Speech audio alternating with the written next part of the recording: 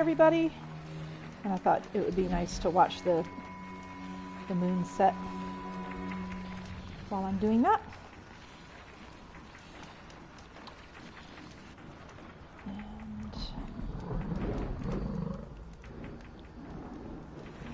there we are. Okay. Share, link.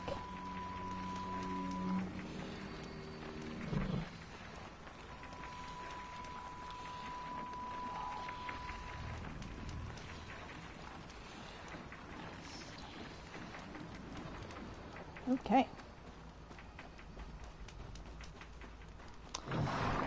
Alrighty, there we go.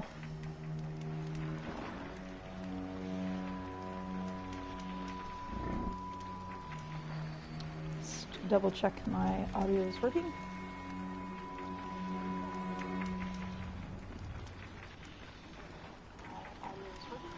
Yes. Okay. All right, just in time for the sunrise. Okay.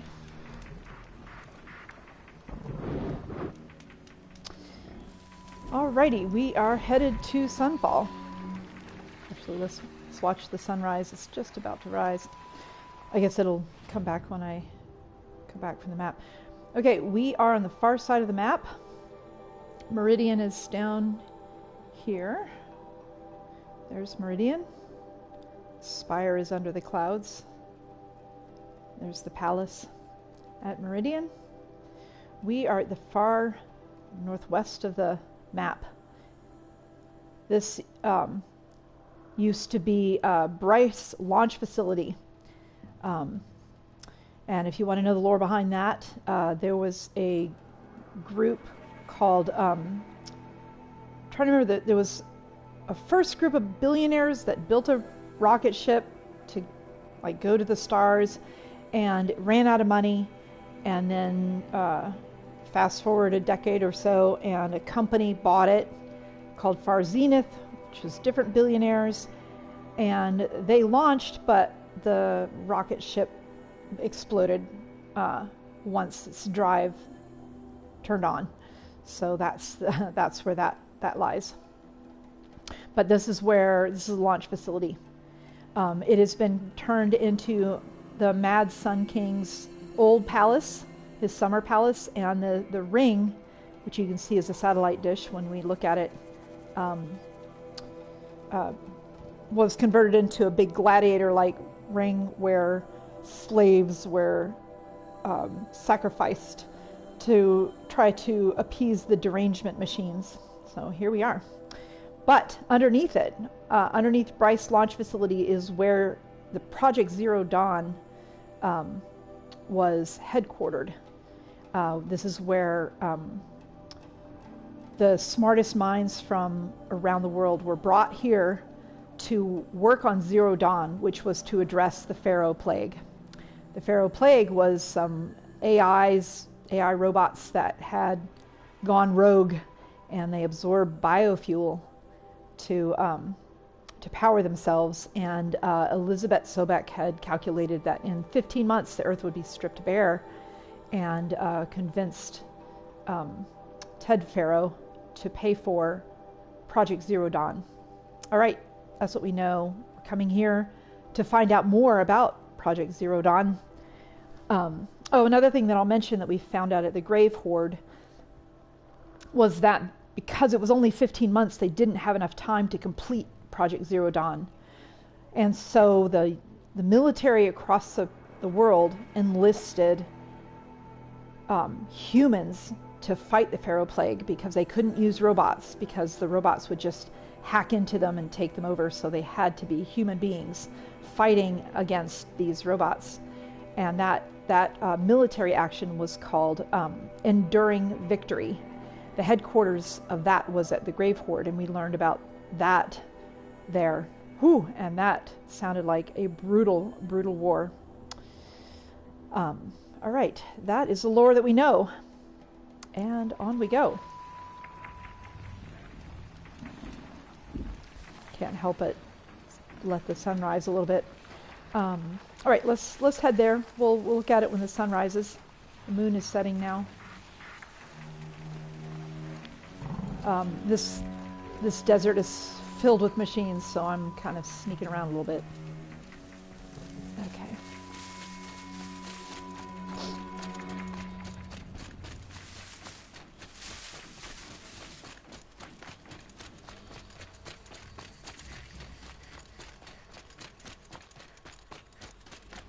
Let's see if we can get it past these long legs.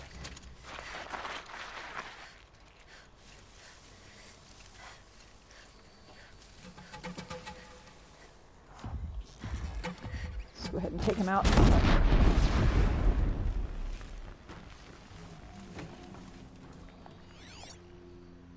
Those are probably striders or something.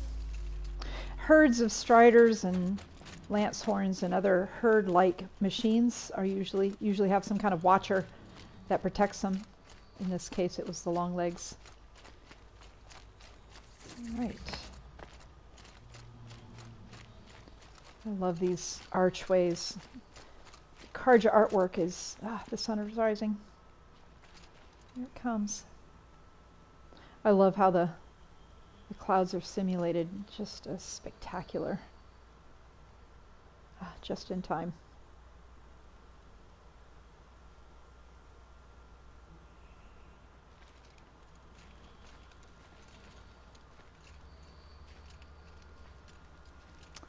Alrighty. Yeah, I love the Karja artwork. I can't help but just look as I go by, because there are, of course, artists paid to make these places, paid to build this world. It's amazing. The rock formations. Just amazing. Oh, look at the distant painting there on the rocks. Hope these machines don't notice me. All right. So I thought I would mention that the eclipse Sunfall. Works. The Mad King Duran's summer palace. A bulwark of Karja might against the howling Forbidden West. Thanks for the history lesson. But they have no idea what lies beneath. We will learn much from this Aloy. That's what I'm hoping. Doop-de-doo. Let's just pretend that we belong here. Just like the one before it. Oh, look at all these camps. These are basically homeless camps.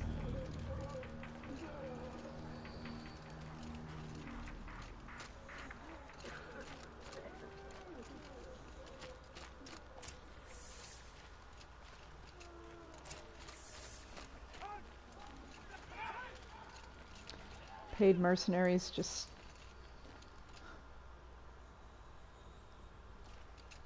average people.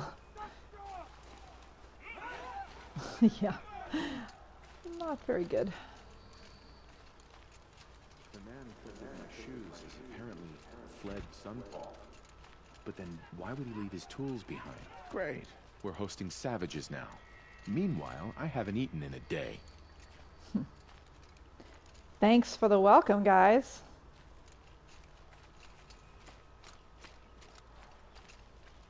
Hello, merchant. We don't need anything, thank you. Wow, look at the artwork. I'll wager.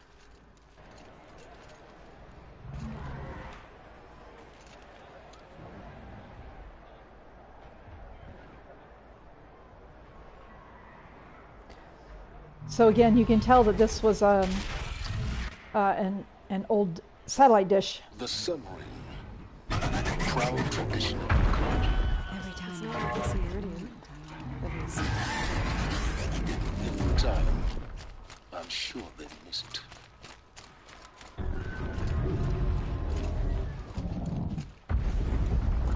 Now we get to see if your attack on their focus network was entirely successful. What are you talking about? Did I crash the network or not? In theory, all should be well. Success. Welcome to the Citadel, Aloy. I'll check back with you in a moment. In the meantime, circulate. I shudder to think what sort of work the sub did.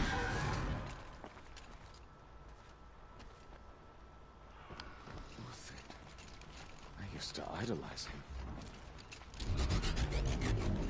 him. I'll warn you. Haven't you noticed all the empty tents lately?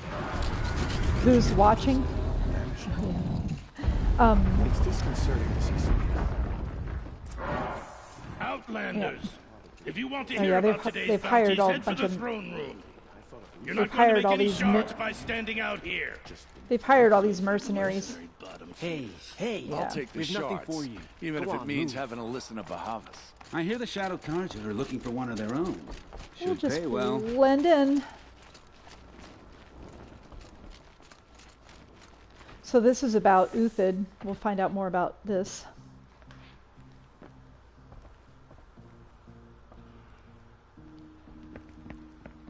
By the glory of the sun revealed.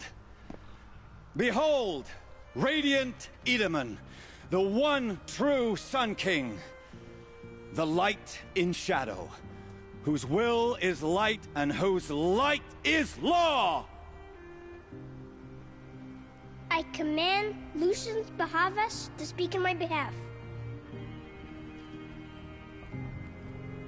By the will of radiant Edaman does the sun glare down mercilessly upon the traitor Uthid. To the hunter who brings his head to us shall go a bounty of 500 shards. More prisoners than royalty, don't you think? Love your hair.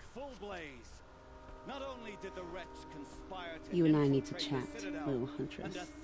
The green tent down in Shadowside. I'll be waiting. Kind of busy.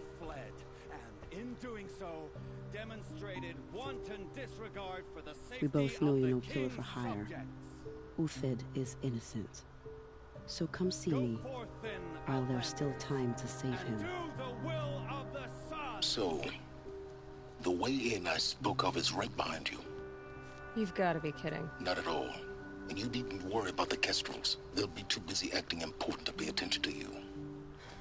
First time in the Citadel, gotta see the sun ring from on high. Well, the Kestrels. Ah, they want us to see this, boy. It makes quite an impression. All right, I will let's kind of explain a little bit what's going on here. So, Edaman, the little boy. Oh, I guess he's gone now. You're only tolerated. The boy is Duran's son. Avad is also his son, but an adult. This is Avad's half-brother, Edaman. So the Shadow Carja are using Edaman as a puppet king. Bahavas is controlling him.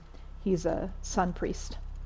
These are all mercenaries looking for this man, Uthid. That's a side quest, and I'm not going to do that quest, but it's kind of fun to talk to these mercenaries a little bit. You have the mark of a seeker. It's more complicated than that. I'm an outcast, like you. Yes. I am Yun. These are the shunned. We'll take any job, but hunting our hated tribe, that's for free. Keep that in mind. Why did they cast you out? Murder. You? Birth. Huh. Just to reminisce about Meridian. Let's talk to these Banuk. They come from the snowlands. That's why they're they're covered in furs and look like snow animals. You're not known to Kikuk's killers. Have any songs been written about you? Maybe. How about you? Only laments. We're the enders of songs. Machine spirit or man spark. We stop them all. Ah, charming. Warmth is for weakness. All right, I'm not going to talk to all these guys, but it's kind of fun. You can talk to them. They all have their own story, why they're here. Sun and shadow. If you can't trust Uthid, and Vanasha, the woman who was talking to her, that's a side quest, and I'm not doing that today. But that's an interesting side quest, and I have that in my playlist if you're interested in watching it.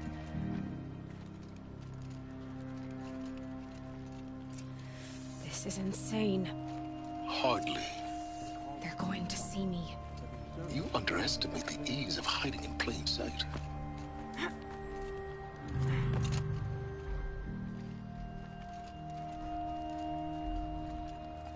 Hoo hoo hoo. I love this one. Not.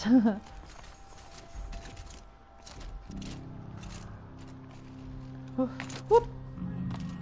Okay. Oops. Let's go down.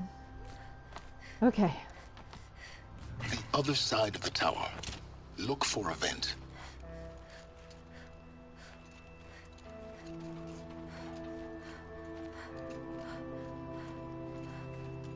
I see you've been here before. Obviously. Now, it's very important that you hear what I'm about to say. Hello, I've Tyler. shown you the way in, but this humble vent marks a point of no return.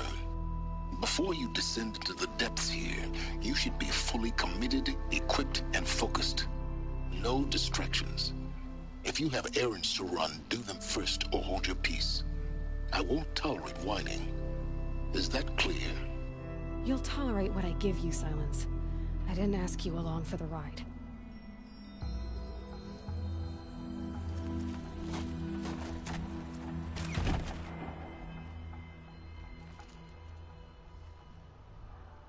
I'm heading down.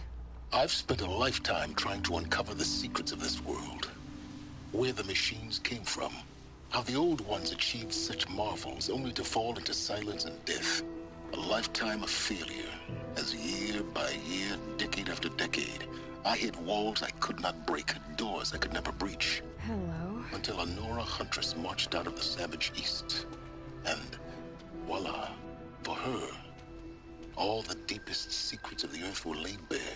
I suspect you will have an easier time with this door than I did years ago. Hold for identiscan.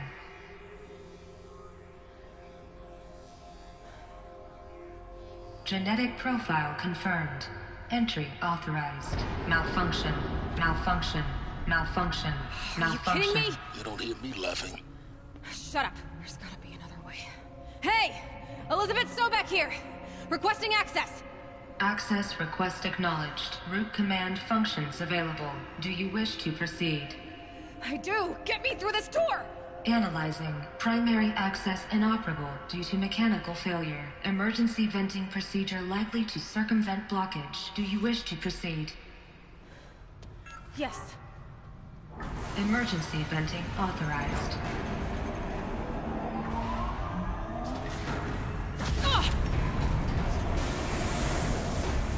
I underestimated you. See, by now,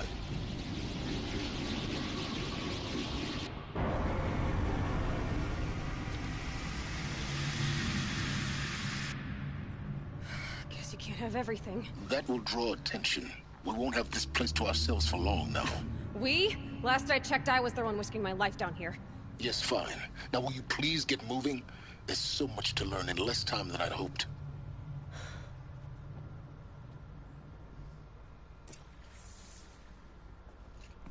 Alrighty. There's a lot of data points in here. I'm going to try to read all of them. Welcome to Project Zero Dawn. Zero Dawn. We found it. Are you really so surprised? Facility diagnostics detect multiple failures. Attempting repair. So, what was this room? An entrance hall, perhaps. Have a look around.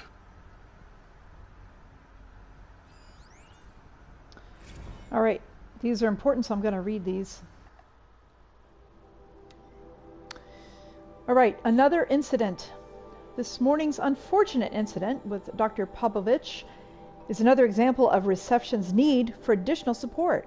We appreciate that Zero Dawn is an immensely complicated project, but as the staff who serve on the front line, we're tired of being neglected.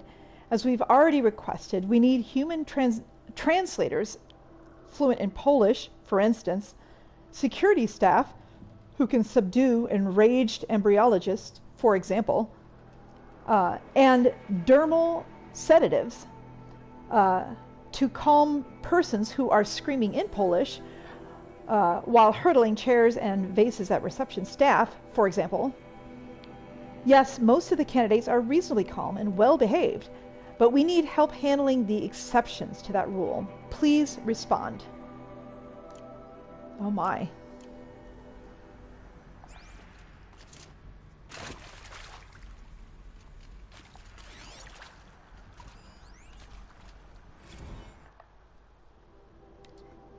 We need support too, from reception staff. Reception staff continues to require additional support managing Zero Dawn candidates when they arrive at the facility. Many are frightened or confused. Some are highly agitated. These are not the sort of persons who are accustomed to having information withheld from them. At minimum, we need human translators. The Lang bots are not sufficient, and mild sedatives for the extreme cases. Any and all support would be welcome. Perhaps you could start by responding to one of these mails. Alrighty.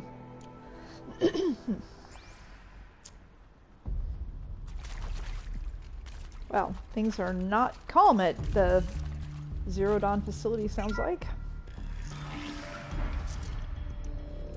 Please take a seat and wait for your name to be called. A selection of beverages and snacks are available. A smaller room. So this is more of a waiting room, I guess. That's reception, and then this is a waiting room, maybe. All right, let's see what we got in here.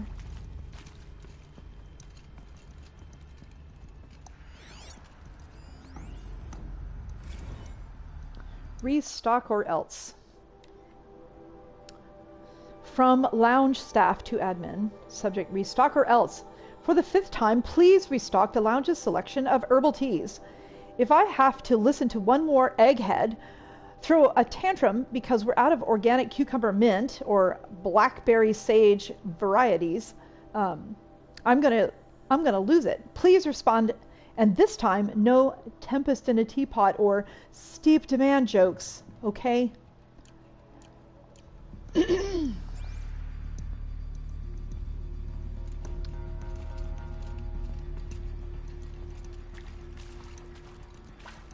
I'll just take a look in here real quick before I try that.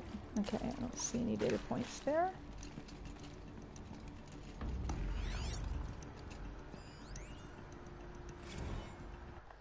Soundproofing. From lounge staff to admin. Subject: soundproofing. Would it be possible to improve the soundproofing between VR1 and the lounge area? Most of the candidates stay quiet during the presentation, but the ones who scream or sob can be plainly heard by candidates waiting their turn in the lounge. Just a thought.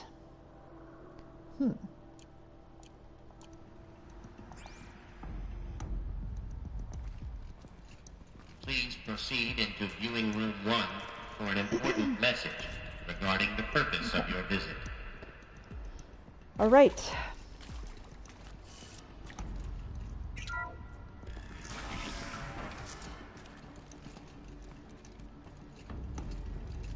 Viewing room 1. What was this place? A holographic theater. CD01 data intact. Initiating playback. Welcome to Project Zero Dawn. I am General Harris, Chairman of the Joint Chiefs of Staff of the United States of America. I'm sure you've heard the rumors that Zero Dawn is a top-secret superweapons program, the technological miracle that will save us from the Pharaoh Plague, if Operation Enduring Victory can hold off the robots long enough. The reason I'm sure you've heard the rumors is that I'm the one who spread them, and they are all lies. Zero Dawn is not a superweapons program, and it will not save us.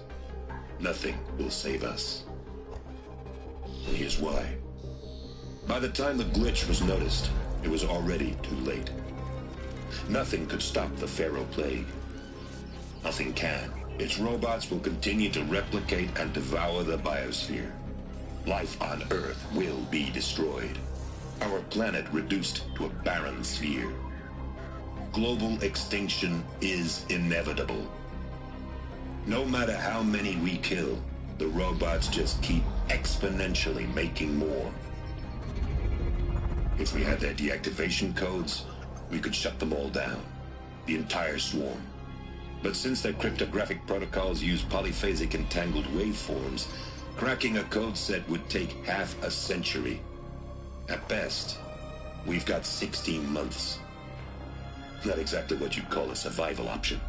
The destruction of a biosphere is not the sort of apocalypse you can wait out in a fallout shelter or a space station. There will be no Earth left to reclaim. Just a lifeless, toxic rock with several million Pharaoh robots on it, hibernating, waiting for something to eat. This is the horrible truth behind the lies of Operation Enduring Victory. My lies. Lies designed to inspire millions of innocents to sacrifice themselves in battle. Why? One reason. To buy time for you and the work you will do here. Zero Day, the day that life on Earth ceases to exist, is coming fast. It cannot be stopped. The hope of Zero Dawn is that something new might come after. But I will leave it to Elizabeth Sobek to shine that thin ray of light into the darkness. Harris, out.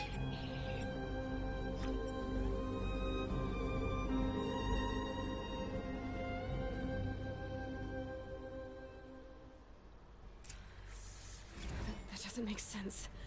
Life on Earth didn't cease to exist. He said it could not be stopped. But it was. Somehow Elizabeth saved us. I've got to keep looking. Find out how she did it.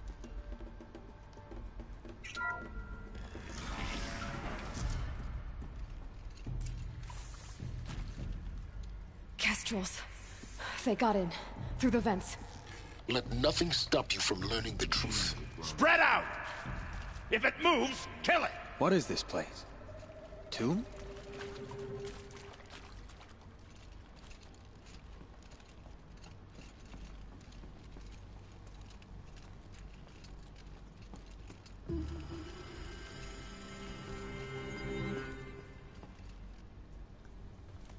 Some little places to hide from them.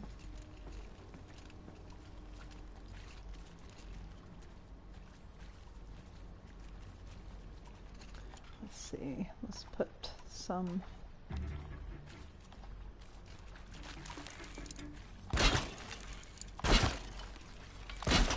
They saw me. This is it. There we go.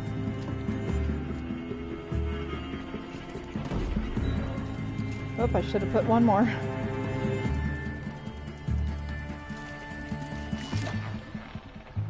The search is off. Good. We're too close to let tribal primitives stop us now. The data points, what did they contain?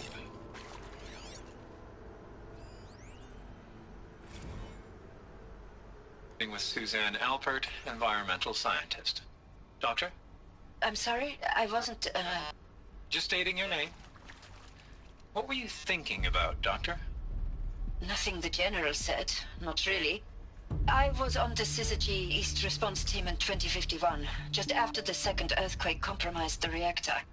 I still dream about it, after all these years.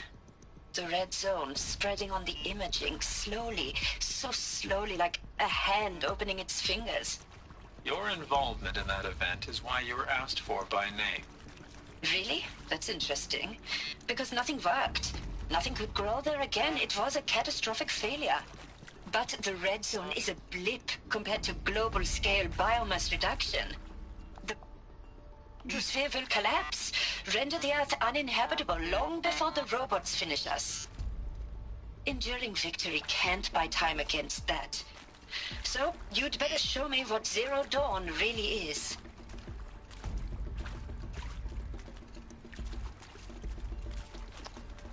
Let's see what this one says.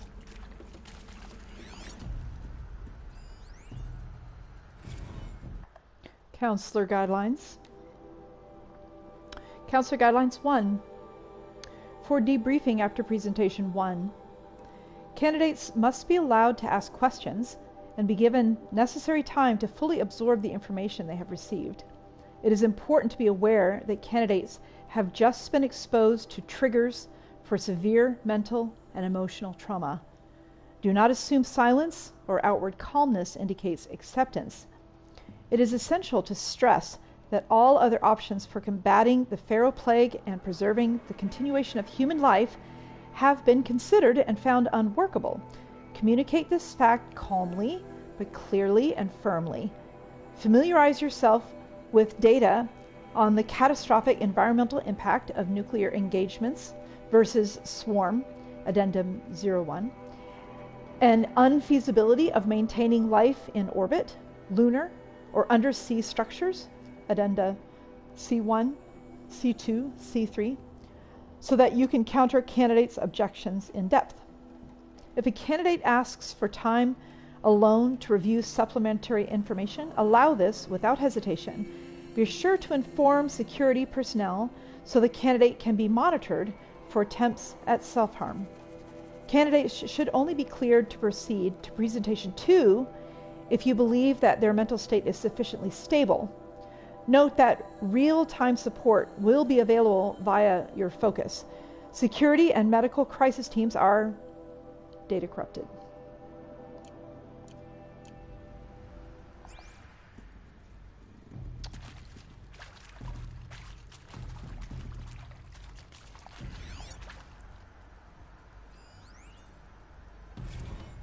I'm sure you now understand the urgency of why we brought you here, Ms. Okilo. Captain Okilo, are you trying to thank me for not resisting? I believe we couldn't negotiate a diplomatic solution.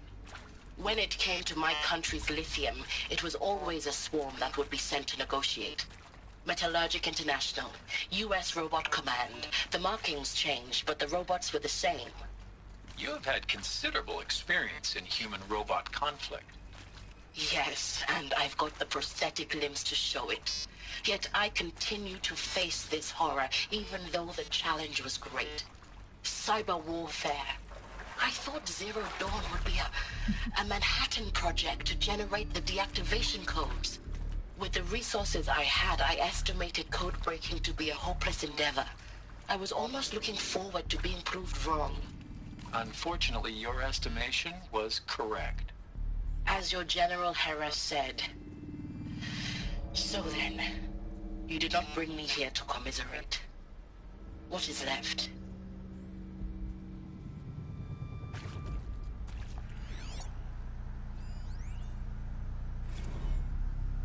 Look, let's cut the mystery. You're building a colony ship. It's obvious. And it's not gonna fly. I mean, literally. Remember the Odyssey? That multinational heap of space junk that's been in graveyard orbit since '57?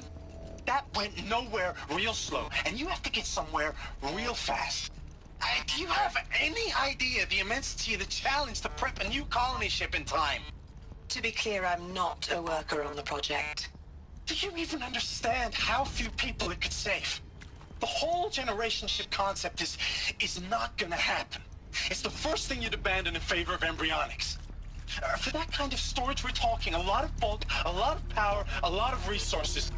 So even if you do it, even if you build it and point it at Sirius X, there's no room for people on that thing, all right?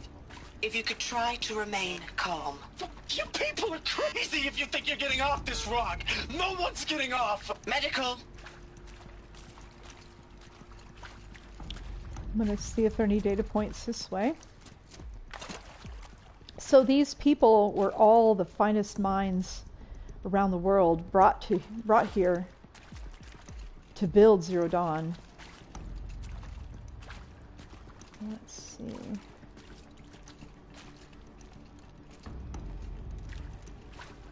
Okay, that was the room we came in.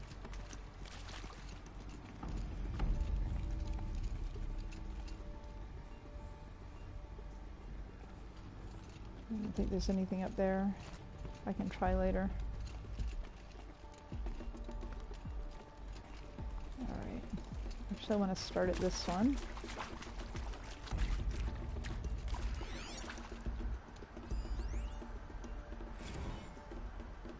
You previously worked for Pharaoh Automated Systems.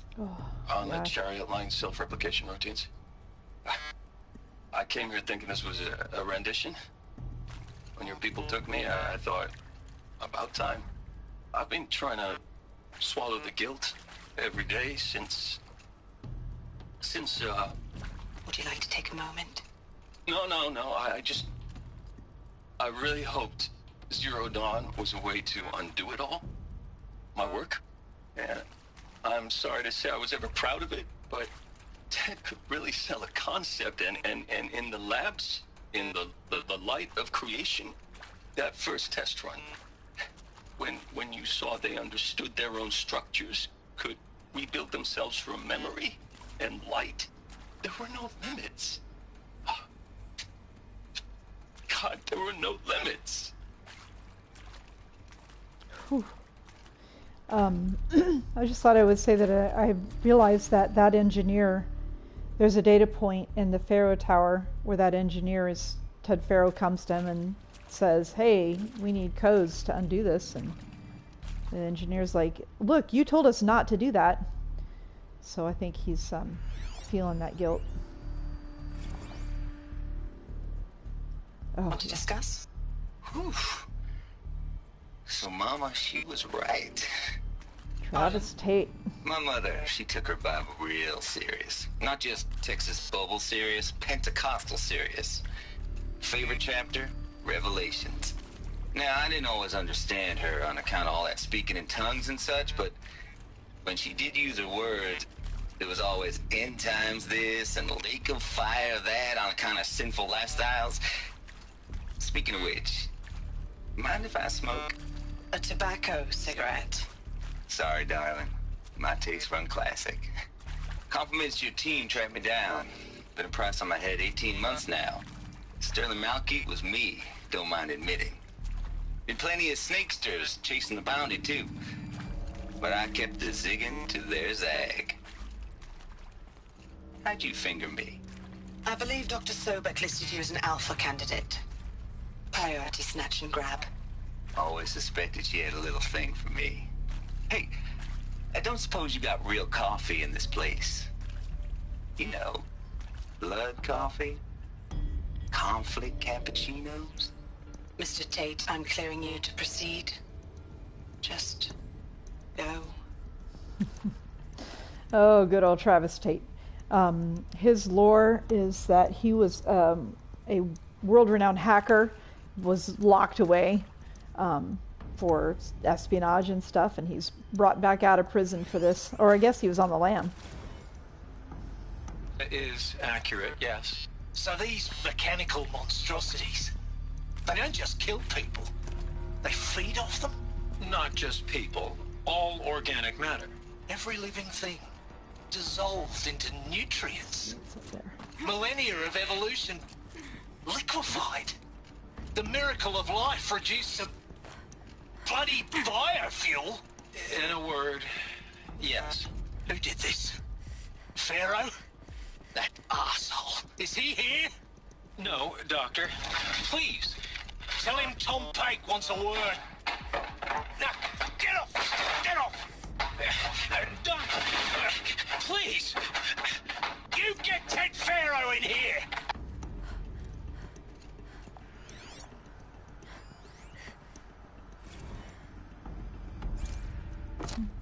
There is some mistake. I don't understand why I was brought here. Why would you show me these things? I know that there's already a lot to take in. In the waiting area, I was seated with a Nobel laureate in biophysics and a monk, I think. He spoke neither English nor Mandarin. It is very strange. And General Harris? What was he talking about? The robot swarm, the Pharaoh plague? I understand it is terrible, but it really cannot be stopped?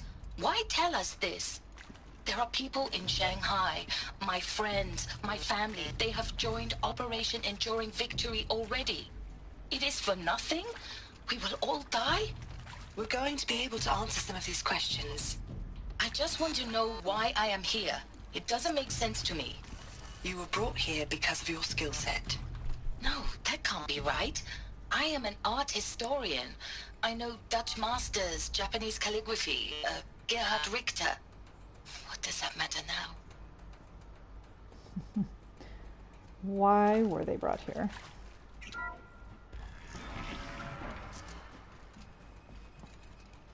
CD02 data intact. Initiating playback. Elizabeth Sobek. You've heard the bad news, and it's all true. The Pharaoh plague is devouring the biosphere. Life itself will cease to exist. But does that have to be the end? What if we could give life a future? What if we could build a kind of seed from which, on a dead planet, life could blossom anew? This is the aim, the hope, of Project Zero Dawn. To create a super-intelligent, fully automated terraforming system and bring life back from lifelessness. What would such a system require? At its core, it would need a true AI, fully capable of making the trillions of decisions necessary to reconstitute the biosphere. An immortal guardian, devoted to the reflourishing of life. We call it Gaia. Mother Nature as an AI. But that's just the core of the system. She will need to be surrounded and empowered by a comprehensive suite of subordinate functions. Think of them as extensions of Gaia's mind, each dedicated to a specific purpose. Now, these aren't AIs, but make no mistake, each presents an engineering challenge more profound than anything the human species has ever before attempted. Hardware that preserves and then gestates the billions of seeds and embryos from which life will be reborn. The construction of underground facilities to hold it all. And that's just the start. We don't have to build the entire system. The beauty of a fully automated terraforming system is that it can build itself. Now, over the days to come, you'll learn how all these functions, all these pieces that you'll be working on, fit together. How we'll race the clock to execute our harvest initiatives, write the software, build the tech and the facilities. How we'll lock it down and seal it up before the inevitable occurs. But even more important, you'll know how it doesn't end here. How Gaia will generate those deactivation codes General Harris talked about, and build the transmission arrays to broadcast them, shutting down the Pharaoh robots for good. How Gaia will not just build, but imagine any conceivable robot it needs to do its work across centuries. From detoxifying the Earth's ravaged atmosphere and poisoned seas, to the regreening of the Earth from cryopreserved seed stocks, to rewilding the Earth with animal life. And then, when all that is done, how a new generation of human beings, spawned at cradle facilities around the globe, will partake of Apollo, the vast archive of human knowledge and cultural achievement from which they will learn of us, our world.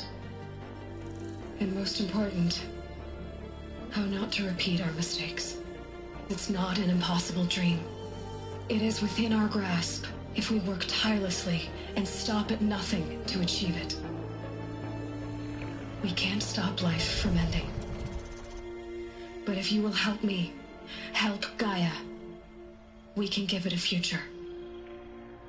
Join me and help make that future real.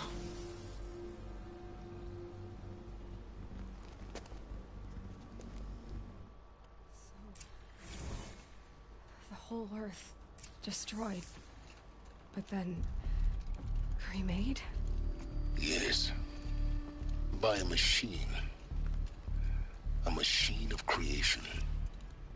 Elizabeth did this. For life, for us. But why Hades then?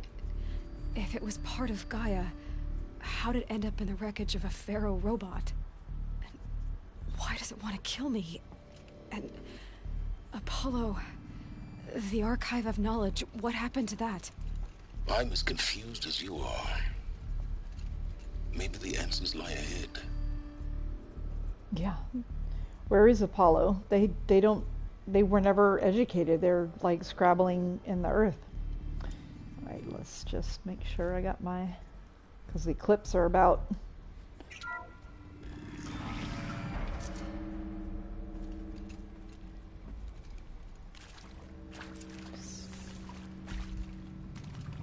Just making sure I don't miss any data points.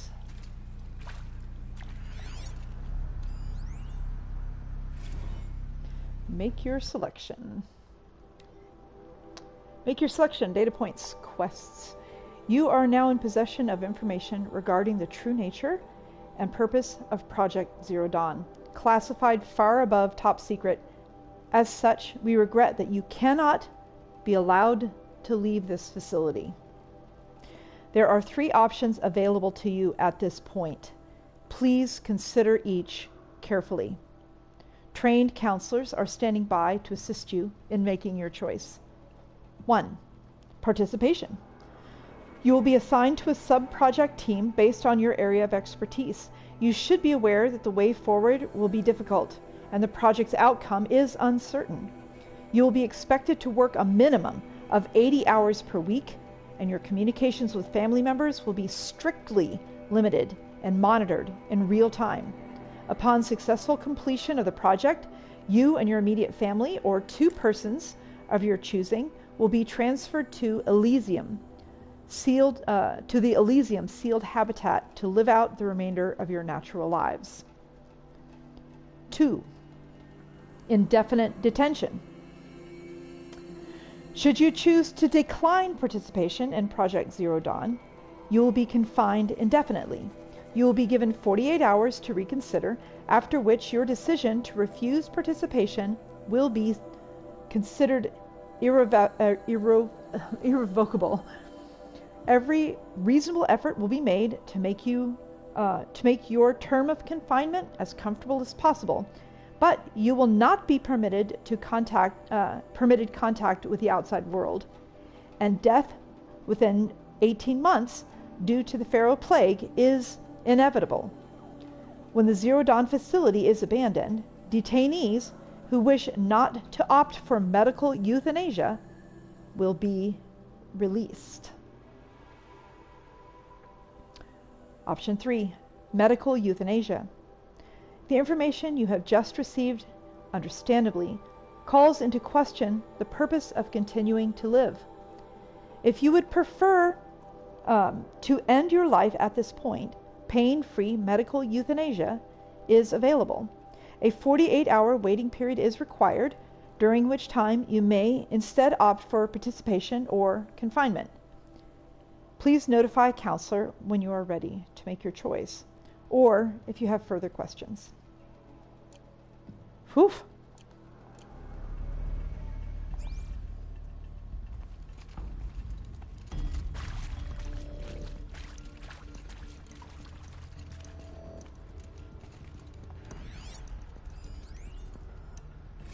Counselor Guidelines number 2.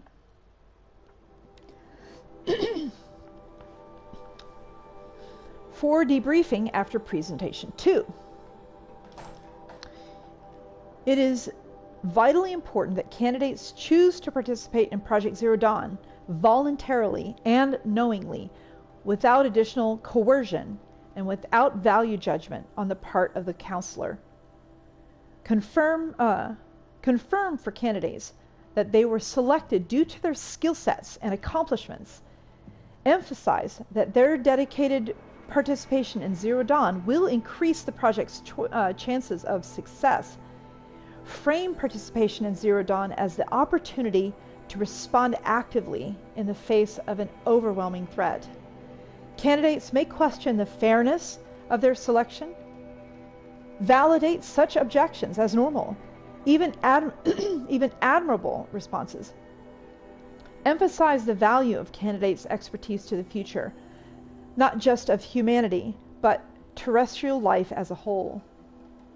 Likewise, candidates may balk at the morality of extending their lifespans and those of loved ones beyond 0 day.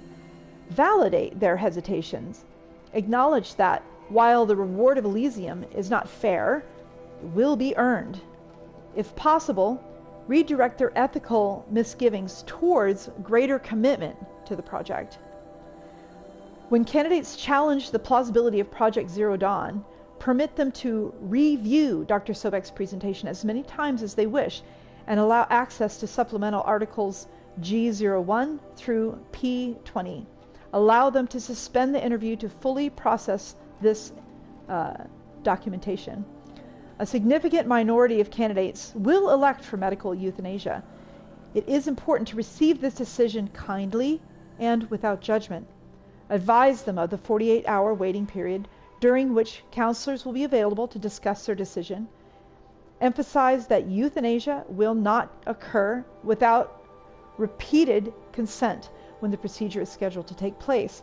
No one will be euthanized against his or her will.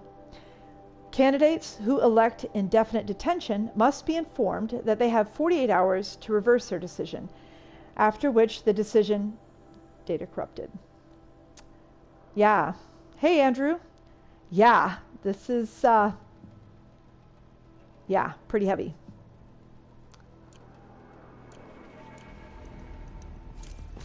Oop. Sorry, the button for cancel is the same button as jump, and for these, it doesn't cancel me. All right, let's see.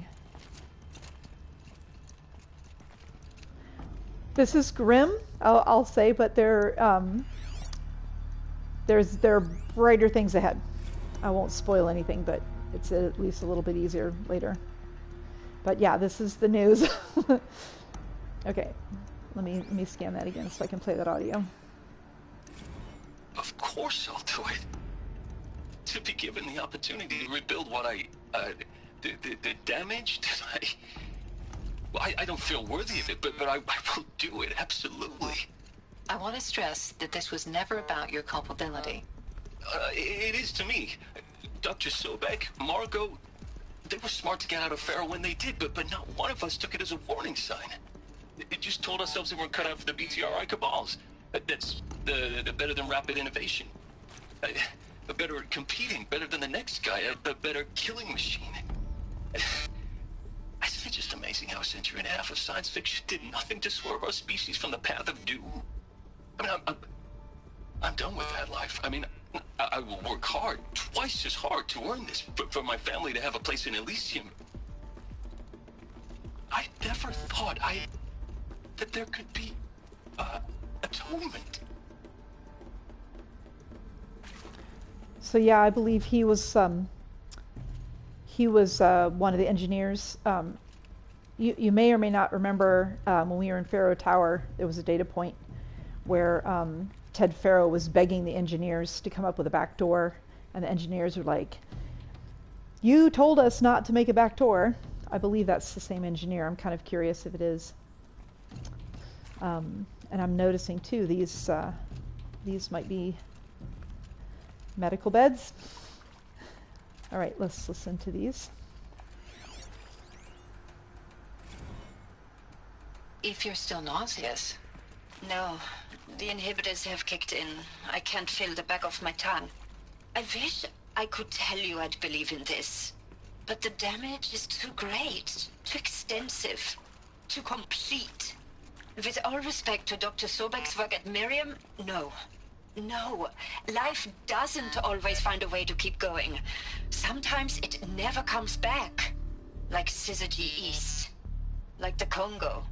Like Timo. Like us. That's our reward? A buried city full of terminal patients waiting out the clock? You grow old together, with your loved ones, in safety. I don't have loved ones. I suppose I could start a family? I'm afraid not. All inhabitants of Elysium will be medically sterilized.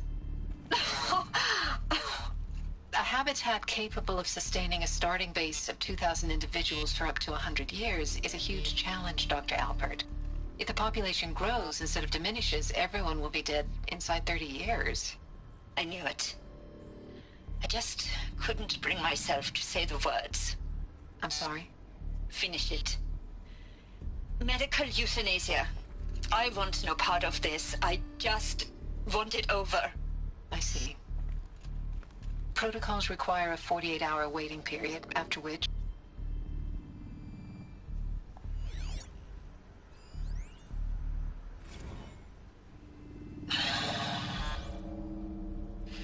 See to make sure I behave this time? Security. For your protection. Would you like to discuss how you're feeling? Sure. I'll tell you. Surprised. No, alert. Flabbergasted. Like my old man would say, flabbergasted. That vein pumping in his forehead. I thought you people were just completely underprepared for a spaceflight project. But now I can see it's worse. Much worse. Sobek is a total fantasist, a dangerous fantasist. This kind of blue skying, it's... Jesus. I'm sorry we wasted each other's time. I'm ready to leave now. I'm afraid that's not possible. Everything you're talking about here isn't possible. I recommend you read the documents regarding your options. I've seen enough. I'm getting out of here. What did you... You don't... Get your hands off me! Nobody leaves once you walk through that door. Nobody. So Elizabeth Sobek handpicked all the people that were brought to this, to Project Zero Dawn, all the smart people. Let's see. Just want to make sure that I get all the data points.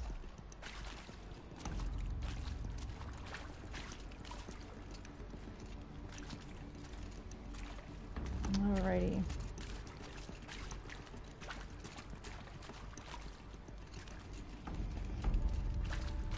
I'm so far away, I don't have my little icon. Let me take a look at the map. Okay, so we're going to here. I'll just flag it and see if that helps. Okay, so out and then to the left.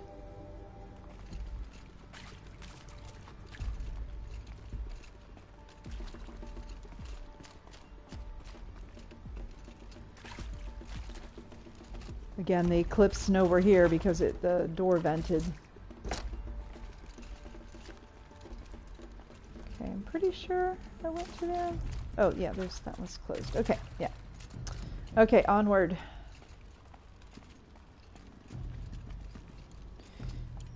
Check my weapons.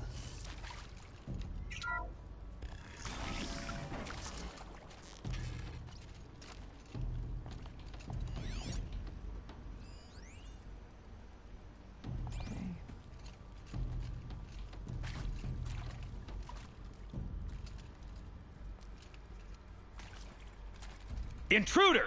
Get her! Whatever you do, don't die now.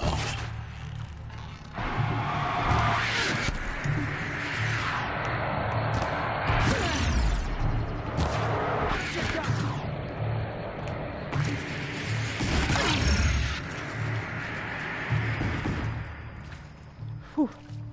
All right.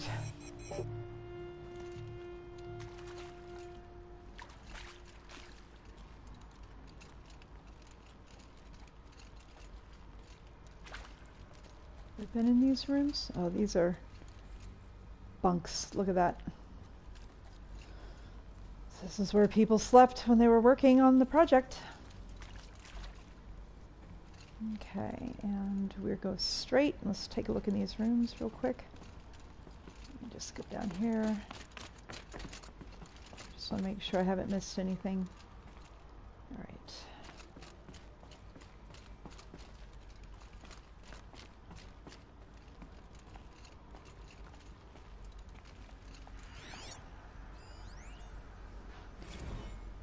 Zero Dawn. It is art, in a way. An expression on the grandest scale. But there is so much unfairness. Why was I chosen? Was it decided by committee? By algorithm? My family will be saved because I happen to graduate in art history? Is this right? Dr. Sauvé? Christina Sauvé? Yes. I met a man, another historian. His fields are Bauhaus and the New Materialists. But he once attended one of my talks. Another unfair chance. Of all the many people in that auditorium, that we should both be here now. And yet, I feel more accepting of my fate. No, it is not fair, not at all. But for the sake of my family, for the sake of art. Art is alive. It must be able to speak from beyond history and echo in the future, not perish into oblivion. This opportunity, I must do this.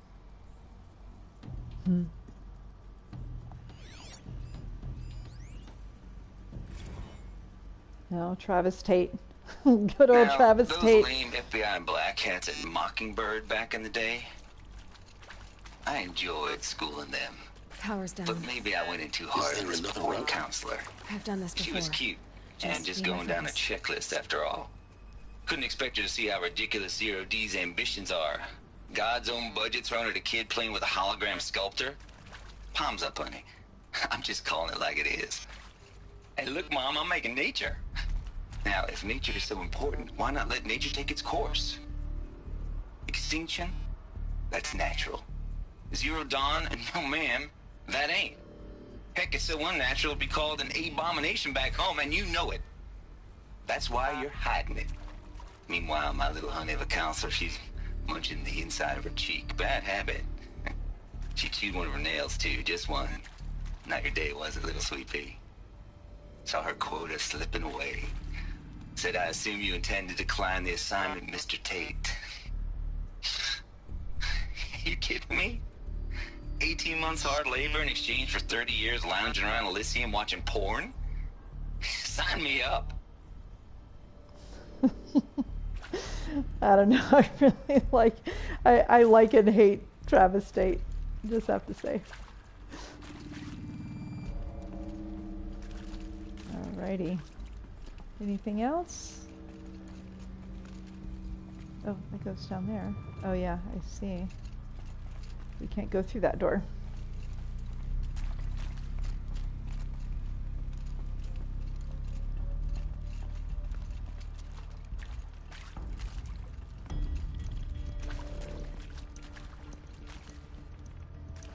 Oh, we got a puzzle. Alright. It's another locked door. Got 2 locked doors there. Alrighty, here we go. Here we go. Another one of these. Need to find the right configuration. Okay. We got left, up, left, down, right. Okay, left, up, left,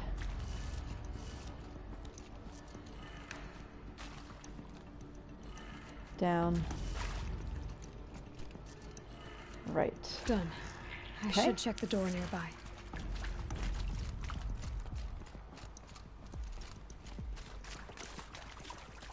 Okay.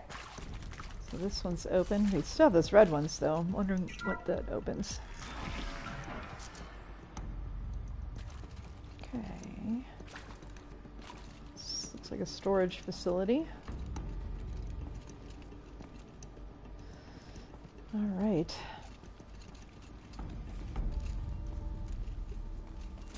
Guess we're climbing up here.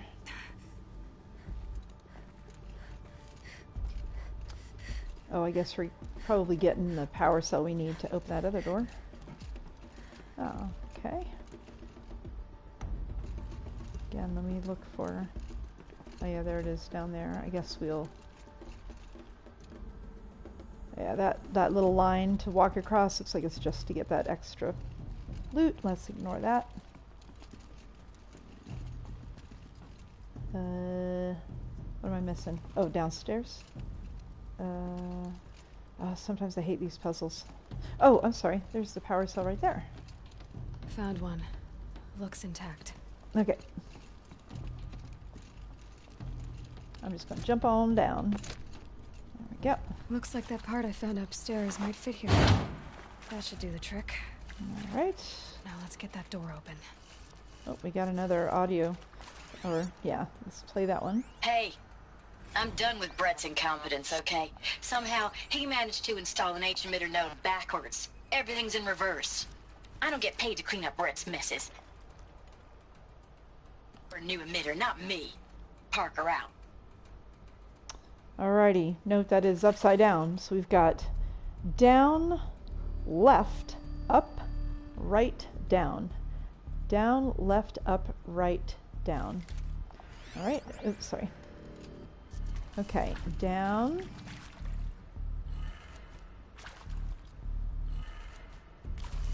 Left. Was up, right, down, right? So we get this right.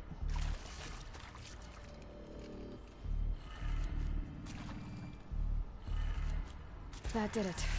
Okay. Should have power. Now to see what lies beyond it. Where was the door? I guess we'll follow the little diamond.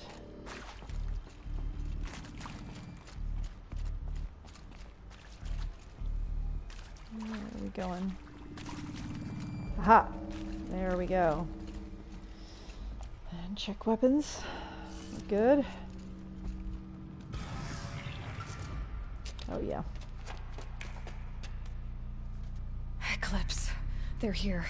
Avoid contact. Lines look good. Gaia. It's up there. Second floor. Can you reach it? So much for avoiding contact. Alright. Let's put some lines down.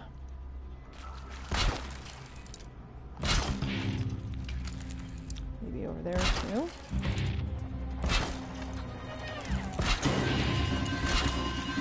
Ooh!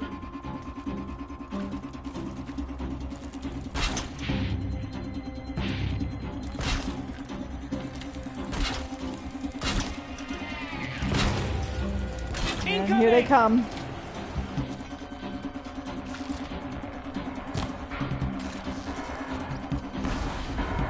Shadow guide me. Oof. You will not escape the shadow.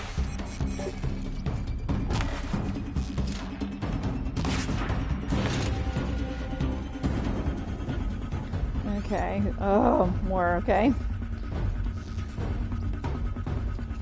Let's put a couple more lines down.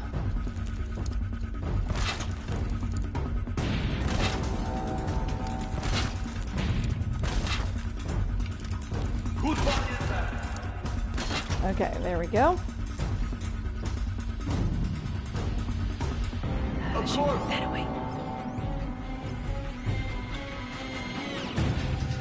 The one with the skull is the one to get. He's got his gun.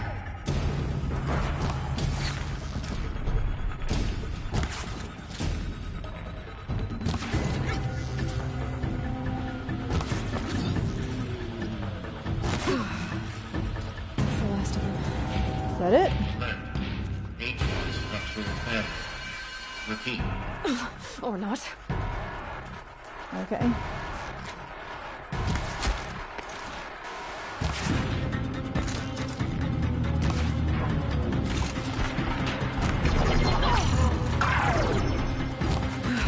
Room's clear. For a moment, anyway. Then get All moving. right. You have to find Gaia. Any data points? Okay.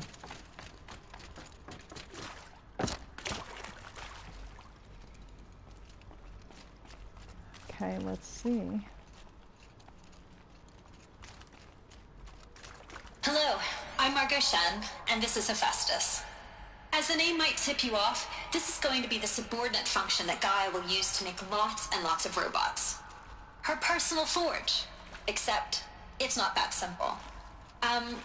So you probably noticed that only about a third of you are robotics engineers. The rest, experts in machine cognition, virtual heuristics, that stuff. Well, that's because we aren't going to be the ones designing and building robots. The last thing we want is to burden Gaia with a bunch of outmoded 21st century designs. Waste of time. Our purpose is to empower Gaia to build the robots, and not just build, imagine, from scratch. Any robot she needs for any conceivable purpose, designed and fabricated at a snap of a finger. Hers. Her finger. So, Hephaestus isn't really the forge. It's more like the knowledge of craft and ingenuity of a mastersmith to wield the hammer. Encoded as software. Virtual creativity made real. Gaia's already learning. In simulation, she's doing some very creative things with fractal assembly and animal morphologies. Her designs aren't about to win the Liam Prize anytime soon, but hey, everyone has to start somewhere. So, yes, time to get started. Let's do this. I don't get it. Which part? It's a little technical at places. If Gaia was designed to save life, why would the robots it makes attack people? Perhaps it loves some forms of life more than others. The derangement. The machines weren't always so angry. True. Mostly they were docile until 10, 15 years ago. For years, Hephaestus has been forcing cauldrons to make aggressive machines. I've seen it myself, in the cauldrons. Stalkers, Ravagers, the Thunderjaw. How could it do that? And why? Why indeed? Yeah, why indeed? There's the Hephaestus symbol.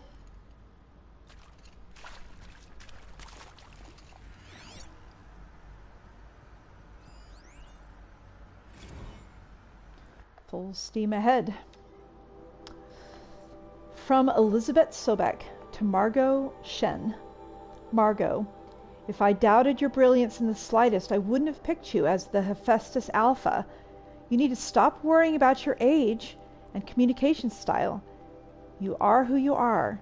Have confidence in yourself. You know what you're doing. Case in point, the latest draft of your plan for the construction and stocking of bootstrap silos to store raw materials is excellent. This, combined with your design for the AM Foundry core and the Foundry site selection plan, add up to a comprehensive plan. It's time to start construction. One detail. Consult with Iomida Okido before you finalize the silo inventories. Hephaestus's spot.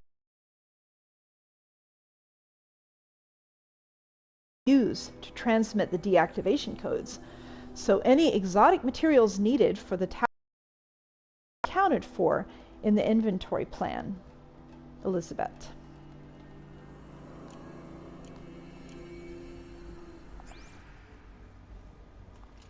So yeah, just to recap, the idea system that can design, build for itself the robots needed. Stream, we have I think 5. I've done 2. And those are in the playlist. Cauldrons are factories where the machines are made, but they're very organic. They're really beautiful, and then they're protected. So you know, gameplay-wise, you kill the machines and kill the boss. So little mini boss battles. There's not a whole lot of story there, so I haven't been doing those for the stream. Is there anything back here? I don't think so. Okay, just some storage energy cells or something. Alrighty, up we go.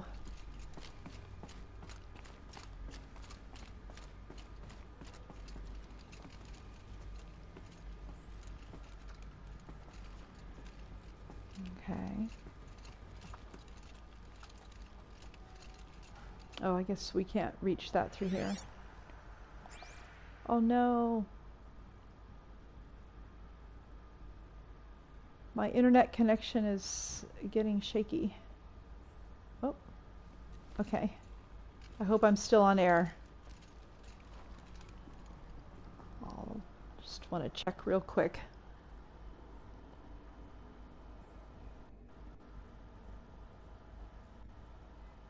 Okay, looks like I'm still on air. Good.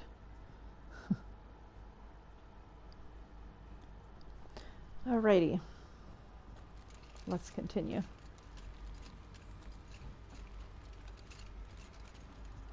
Oh, we're in the upper level. Okay. Well, we need to get past that glass. I think this is it. Elizabeth Sobek's office. But it's sealed off. There's got to be a way inside. Keep looking. More eclipse. Careful now.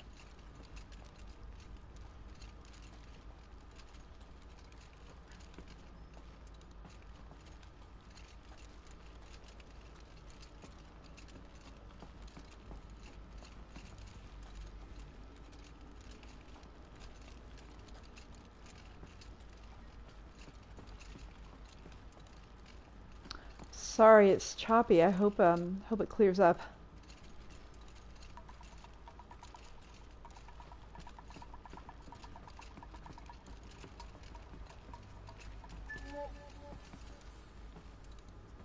Nothing here. Oh, that's a cool machine. I wonder what this did. Okay.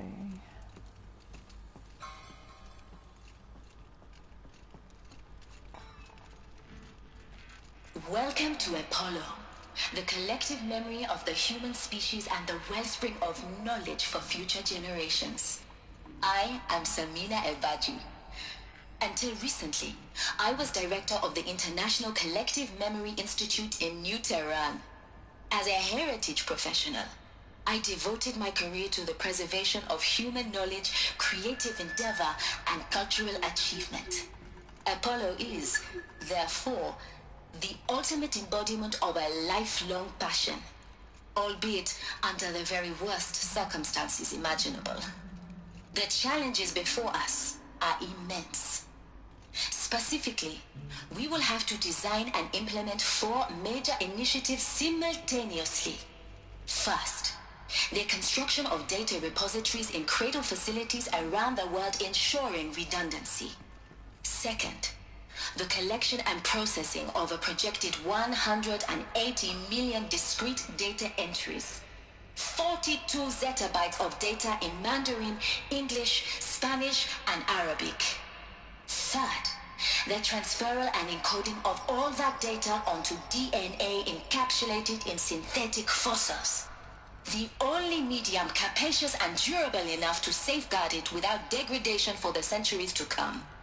And last, but not least, the development of the holographic interface and gamified curricula, by which future humans will commune with Apollo, progressively unlocking heuristic learning modules, leveling up their knowledge and skills they will need to take control of the terraforming system.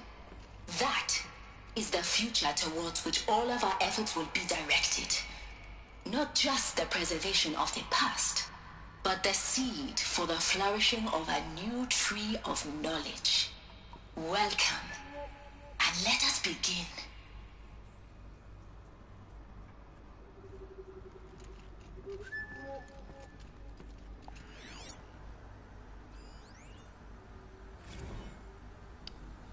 All right, encapsulated DNA. I see the eclipse back there. Oof. All right, encapsulated DNA from Samina Abaji to Elizabeth Sobek. Subject, encapsulated DNA. And the winner is encapsulated DNA. Over the past 10 days, I performed an exhaustive review of data storage solutions. Magnetic, optical, quantum, even that eternity tech that FAS was shilling a year or so ago. But every other solution has one or more fatal shortcomings. Too heavy to transport, too massive to install in the allotted space, too power intensive over the centuries, too prone to failure past 300 to 400 years, etc. Encapsulating DNA will easily hold the 40 plus zettabytes we're projecting for Apollo. There are still many details to finalize, of course. To start with, we need to select the inert material in which we'll embed the molecules, already testing 16 candidate materials, as well as design and fabricate the power systems and sealed, I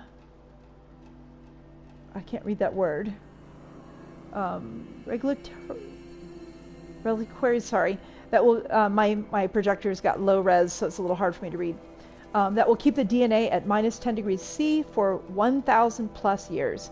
So long as I assure you that it didn't factor into my decision, may I confess that I deem it entirely fitting, indeed propitious, that we will be using the very building blocks of life to preserve human knowledge from the mechanized extinction. It's not just ironic, but heroic. Life as the hero, beating back the forces of oblivion. In any case, much to do. Until next time, peace be with you, Samina. Yes, gamified learning. Let me tag all these guys.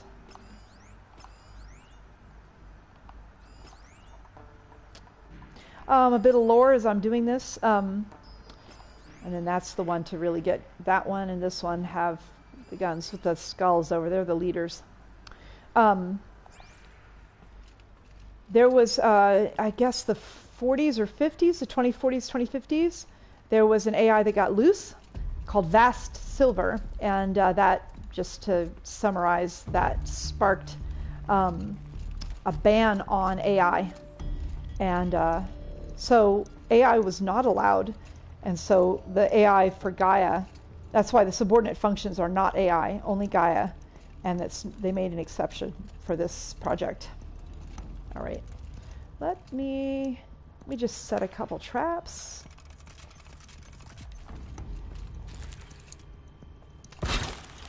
Just in case anybody tries to come in. Let me set 4. I've always seems like I'm needing more than I set.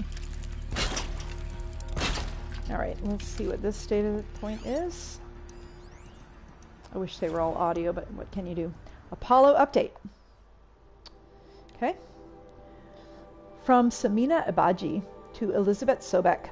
Subject: Apollo update. Over the past 2 months, the full benefit of our procurement of a copy of the Homer archive from Far Zenith has made itself known, and as a result, all of Apollo's key deliverables are on schedule. Just a quick aside, there are 2 archives of human knowledge, Homer and Apollo. Homer was an older archive with that spaceship that tried to launch and blew up. And so they got a copy of Homer, and then they appended it to make Apollo. Apollo has already surpassed 40 million discrete data entries and continues to grow. The physical science modules are effectively complete, with soft science modules close behind. World history, cultural data, and media archives are also on schedule. Language preservation is wrapped up a bit ahead of schedule due to falling short of our goal to preserve 4,500 languages. I suppose the tragic early loss of Papua New Guinea's Papua New Guinea doomed that goal from the outset.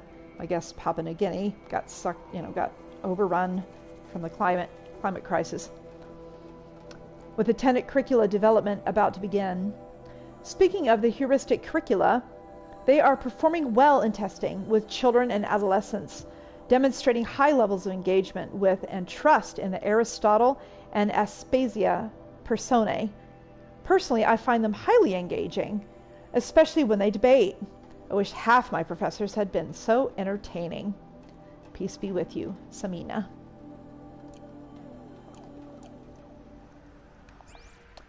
Alrighty. So here we go. Let's go ahead and craft a few more arrows.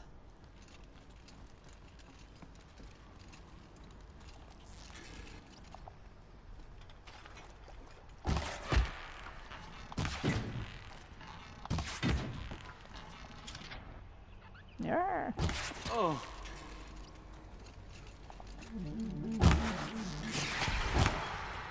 Ah. Oh, I guess he's hiding behind something. Let's let them just come in. I'm not here. Nope, maybe they're not going to try.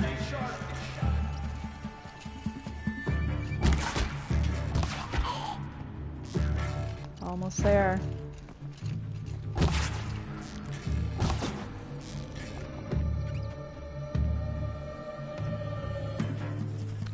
Yeah, there's a lot of barriers there.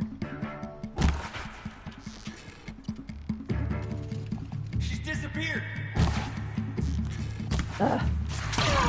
Whoa, okay.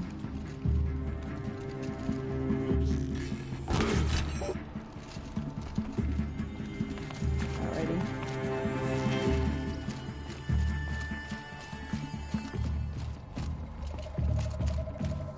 That's the last of them. Okay, good. Once more. In what should have been a cave of wonders. Look around. See if anything is left. Let's see. Whoa.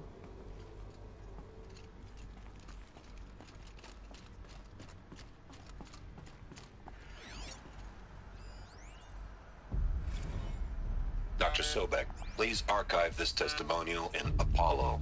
Cross-reference to all mentions of my name and Operation Enduring Victory. My name is General Aaron Harris. From 2060 to 2066, I served as the chairman of the Joint Chiefs of Staff, the highest-ranked officer of the United States Armed Forces. The tenure of my command included strategic planning and oversight of Operation Enduring Victory, a falsehood perpetrated on the civilian populations of the United States and other nations during the last 14 months of life on this planet. Before the Pharaoh Plague, I did my job and did it well. I was bold and decisive, crafty in political maneuvers. It wasn't an accident that I rose to my position and became the commander of the largest mechanized force ever assembled. But to what end? My only lasting achievement was the extinction of life on Earth. And my one redeeming act, if any, was to delay that extinction by days or weeks, by throwing more death at it. It is my hope that there will be no need for men like me in the world to come. If you are one of the people of that future world listening to this message, please know that I am sorry and that I wish you well. Sincerely, Aaron Harris. Whew. Confession. Alrighty, let's see. Well, this looks all kind of broken.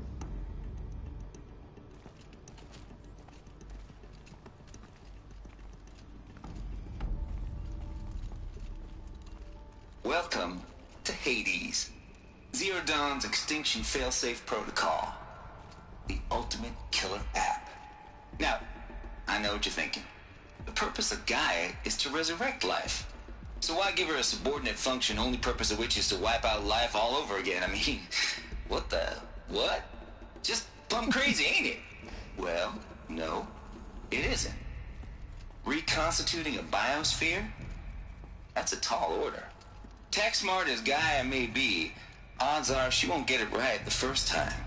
I mean, imagine you're Gaia, 200 years from now, and this new biosphere growing, it's all gone wrong. Alkalines are skyrocketing, coniferous forests eroding under the lash of superstorms that would have drowned Noah. It's chaos, a spinning top that won't stop wobbling.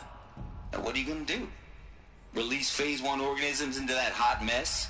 Hope their CO2 and methane can balance out what you got started? Hell no. What you're gonna do, Gaia, is step aside while Hades takes over and does what you're just too darn nurturing and life-loving to do, which is burn that misbegotten mess of a biosphere to the ground so Gaia can start over. Okay, not burn, more like reverse terraforming operations and suffocate it. But you get the idea. Hades takes the biosphere back to zero. Square one, blank slate. And then, only then, does it hand the steering wheel back to Gaia and say, try again, old girl. And better this time, or we'll have to do this again. That's Hades. It's pretty badass when you think about it. Extinction on demand. Death on speed dial. All for the greater good, of course, but still, kind of metal. So welcome to Hades. Welcome to the void. Okay, so if that's the original purpose of Hades, why does it want me extinct? We need more data. And how does it end up in the wreckage of a Pharaoh Titan, getting worshipped by the Eclipse like some kind of god? I'm learning as you are, Aloy. Keep searching. Yes, so Hades. So Travis Tate made Hades. He was the alpha for the Hades subordinate function. That's the one that if things aren't going right, it undoes it. But why is Hades operational right now? Noise complaints. All right. From Travis Tate to Elizabeth Sobek. Subject: noise complaints. Color me confounded, Lizzie. Bash core? Anyone who says the old TT codes to bash says the old TT codes to Bashcore is straight up lying, and you know it. Old Trav don't have no track with commercialized razzle-dazz. Nuh-uh. Heck, I'd rather guzzle a liter of Satarum runoff than listen to Grey Swarm for 30 seconds. Hand to God and swear in my mama's grave, and she was religious. Nah, that ain't Bashcore blasting in the Hades lab, shaking the walls, rattling folks' teeth. It's death metal, girl. Classical music. 80s and 90s mostly. Got me some Dutch deathcore, some Japanese gore grind, some Swedish cannibal-themed stuff too. Stop by if you want to listen, or heck, just come within 50 meters of the lab. Ain't no Bashcore, you'll see, or hear, rather, in the screech that rends the air, and feel in the throbbing pulse of the floor and walls and ceilings swallowing you up like you was Jonah trapped in the gullet of gothic dead fish. Hallelujah! As far as those requests to turn it down, no can do, Lizzie. This is how I code. Turn down my death metal? Might as well give up stimulants, chocolate malts, and industrial accident vids. Sorry. Industrial accident vids, I guess that's one of his favorite things. Last I heard, we was supposed to be coding Hades down here. Am I really supposed to code an extinction protocol without death metal to inspire me? No, don't think so. Stay cool, Trav. Gotta love Travis Tate. Gotta love Travis Tate.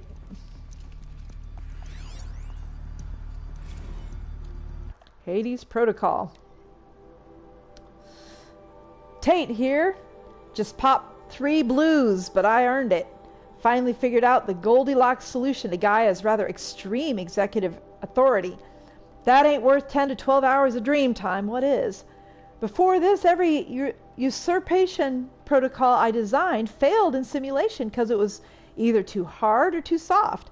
Too hard, and it degraded the Gaia core. Sure, it pried her figurative fingers off the figurative driving wheel so Hades could take control, but by breaking her fingers, sometimes her arms too, so that couldn't fly. Everything depends on Gaia taking control back after Hades has done his business. So had to find a solution that didn't leave Gaia any worse for the wear. Too soft, and Gaia only pretended to relinquish control. In simulation after simulation, Hades would take command of the terraforming system and reverse operations, only to have Gaia lurk in the background, quietly reversing processes and falsifying telemetry to hide its interference. Sneaky. I swear, ain't nothing Gaia wouldn't do to keep life going, even when it's just simulated plant life.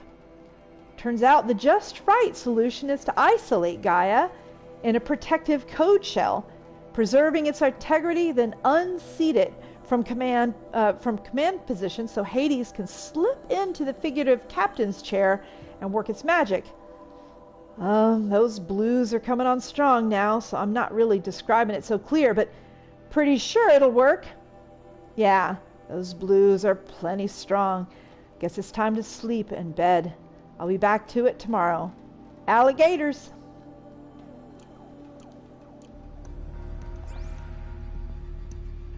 Alrighty.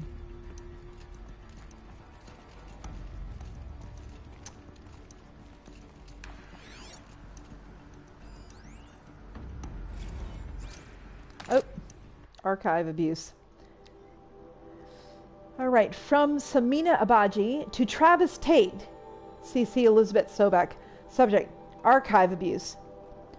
Mr. Tate, this mail concerns Apollo archive submission, %0D00, I can't read that exactly, maybe 000023876, your 666th submission in just 5 days, and oh, what a doozy.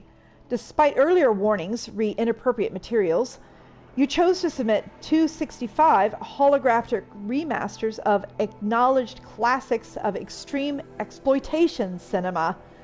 Allow me, then, to thank you on 2 accounts. First, for giving me the pleasure of rejecting your submission, thereby consigning your favorite Eastern European torture flicks and their ilk to the dust heap of oblivion. It truly warms my heart to know that I have saved future humanity from the ordeal of experiencing not just one, but all 16 installments of making a millipede. Don't worry, the Pasolini material has already been preserved. Extreme, perhaps, but art. 2, for classifying a concept that has so long been ambiguous and ethically fraught for archivists such as myself, the definition of obscenity. You have freed me from the subjective quagmire embodied in Judge Potter's famous utterance. I'll know it when I see it. Thanks to you, I can now apply a single objective criterion. If Travis Tate submitted it, it's obscene. Accordingly, I have directed Apollo's staff to summarily reject all of your future submissions, sight unseen. Perhaps you might invest time that would have been spent preparing further submissions on, oh, I don't know, your assigned work? We have a world to save after all. Or the rest of us do anyway. Dr. Samina Abaji. No. Oof. This is all caved in or something. Yeah, looks stuff's all fallen over. Ooh, what happened here? Looks like the only way onwards.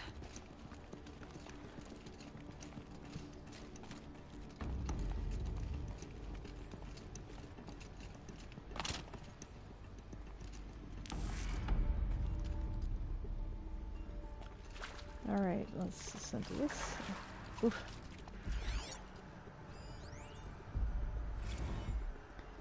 FC Chambers. From Patrick Brochard-Klein. Oh, Patrick Brochard-Klein. I remember him at the beginning. He had a data point. To Elizabeth Sobek. FZ Chambers. I'm assuming that's Far Zenith. The ectogenic chambers arrived 2 days ago. I've spent the last 36 hours examining them and poring over technical documentation. They're a revelation. Astonishing. I don't know what you had to give, Far Zenith, in trade to get these chambers, but it was worth it. In a single leap, their embryologists have vaulted past 50 years of technological shortcomings. The risks of ECMO, resolved. Nutrition delivery, resolved. Hormonal stability, resolved. 12 other risk areas, resolved. Before I examined these chambers, I considered the Odyssey to be a fool's errand. The Odyssey was the project to go to Sirius, to launch a rocket that could go to another star, the one that blew up in space. Before I examined these chambers, I considered the Odyssey to be a fool's errand. But if the rest of Far Zenith's technology is at this level, well, a human colony around Sirius doesn't seem so impossible after all. Mass fabrication of the chambers will present a number of challenges, but I'm confident they can be resolved. I'm going to rest for a few hours, then get back to it. Expect a fabrication plan within 48 hours. PBK.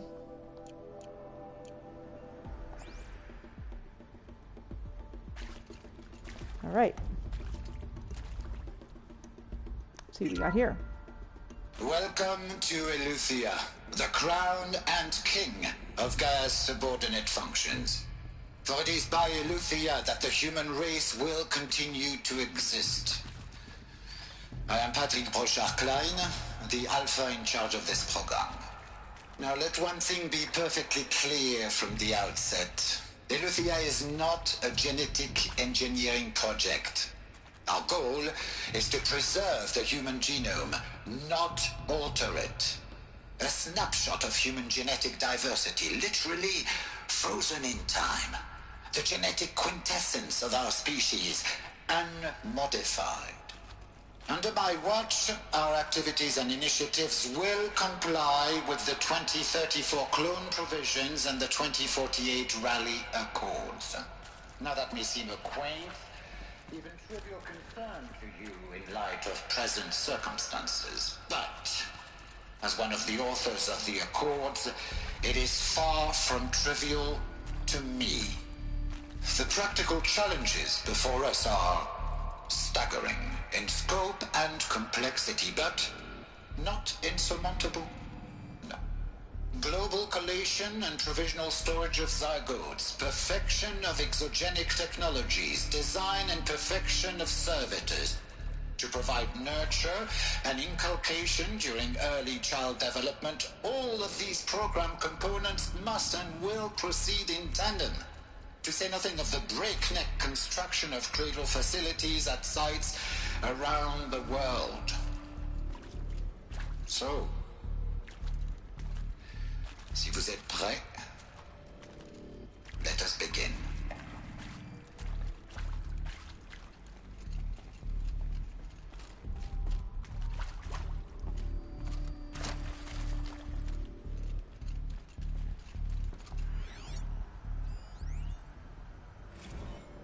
Lots of lore today. Cradle sealed. From Patrick Bouchard-Klein to Elizabeth Sobek, cradle sealed. Lithium-01 was successfully sealed before the swarm advanced across Xinjiang province. I'm sorry, I hope I'm saying that right. Could detect it. Pingback from crucial systems is good for our maiden voyage of success. Regards my disputes with the betas over zygote selection. Of course, I understand we have limited overhead to run simulations of gene flow in our future humans, but we can all agree there is margin for refinement in future cradle populations. Done, in addition to personally overseeing completion of the Eleuthia 2 site inside Mount Namol, I will formulate and propose a modified zygote selection plan within the week. All right, so at least 2 of these facilities. I guess these are the chambers, huh? Oh.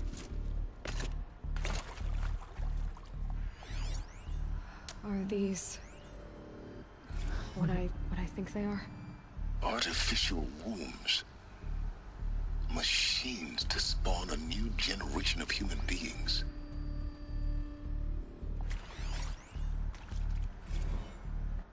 Cradle servitor personae.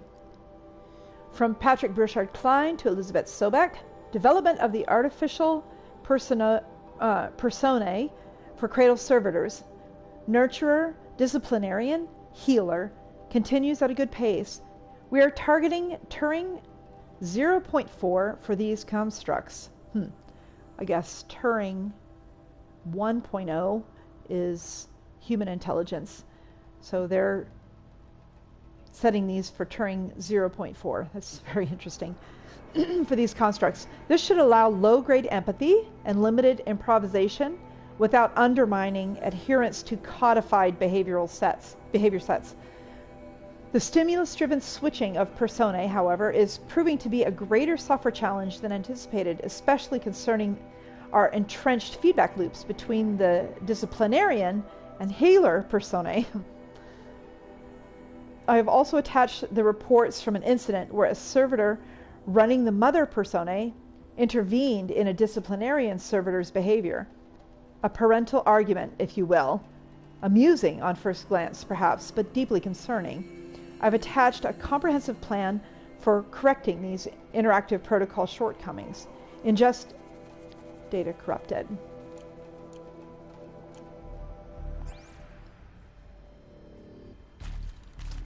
Alrighty, do we have all the data points?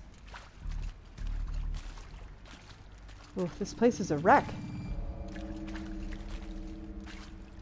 I don't see the tentacles of a Horus, though, so I don't think that is from that.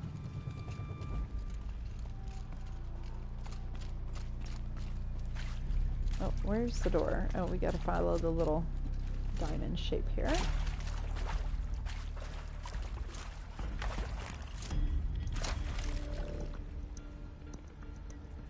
Oh, how? Oh, there's the stairs. Okay.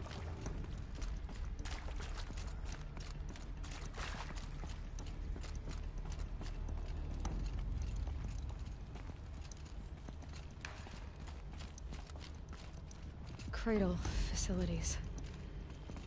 Elizabeth said a new generation of humans would be spawned inside such places. She did. All-Mother Mountain. It was one of them? There's only one way to be sure. The hatch wouldn't open. Something about a corrupted Alpha registry. I need to search Elizabeth's office. Alrighty.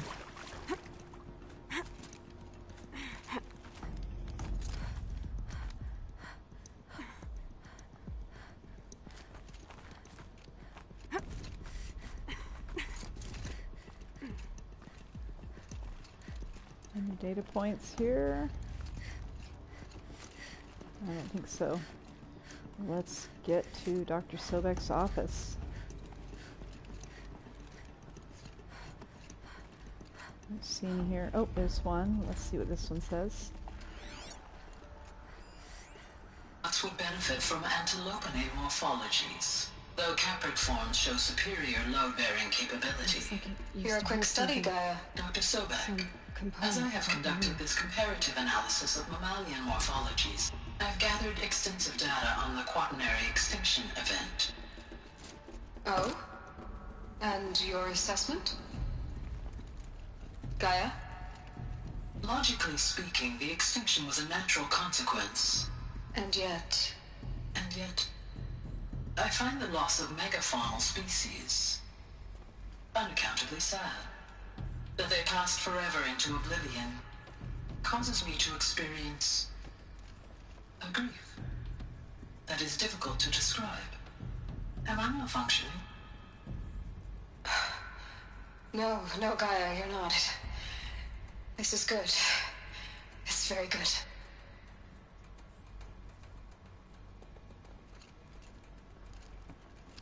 She gave Gaia empathy. That's important. You will undergo a brief period of unconsciousness during relocation to Prime and final instatement. Elizabeth, may I speak outside protocol? When you're back up and running at the new site, we'll bring the subordinate functions online and see where we stand. Elizabeth, I detect distress.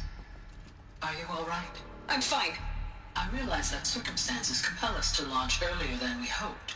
But all subsystems are operational. The odds stand in our favor. But what if... Gaia, there's nothing left out there. You can't even survive unless you're wearing an environmental suit. There are billions dead, in fear and agony. What if it was all for nothing? Elizabeth, extinction was inevitable. Thanks to you, life will have a future. You really believe that? I believe in you, Elizabeth. In you, all things.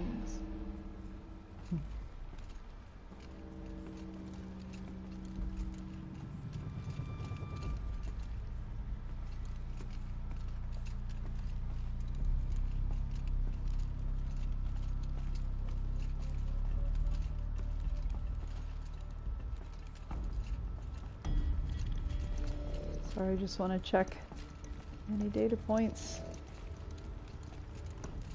Oh, I think I came from here. Okay. Yes, I came from here. Do we want to get in there? Let's see. Oh, here's another data point.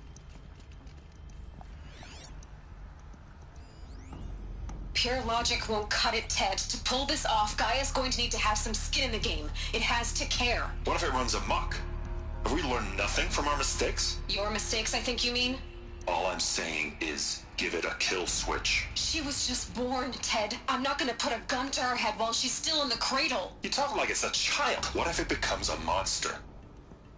Elizabeth, may I speak outside protocol? Of course, Gaia, go on. I'm sorry to contradict you, but Mr. Farrow's argument is sound.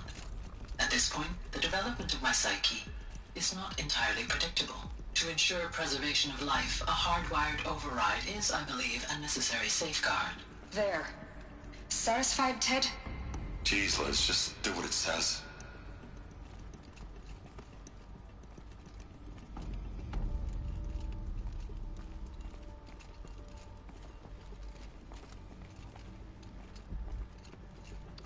Alrighty, let's see. I need to get in there.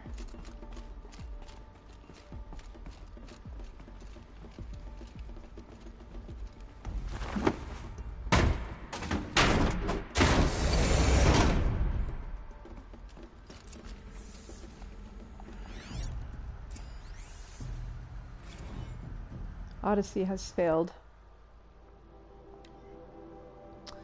From Elizabeth Sobek to all alphas, subject Odyssey has failed. All. Some terrible news, I'm afraid. Far Zenith has informed me that the Odyssey mission has failed. Last night, telemetry indicated a catastrophic antimatter containment failure as the drive spun up to depart the solar system. The ship, its crew, its cargo of zygotes and seeds, its alpha build of Apollo, all were lost. Zero Dawn is now the only hope for the continuation of the human species and earthly life. We must succeed. Elizabeth.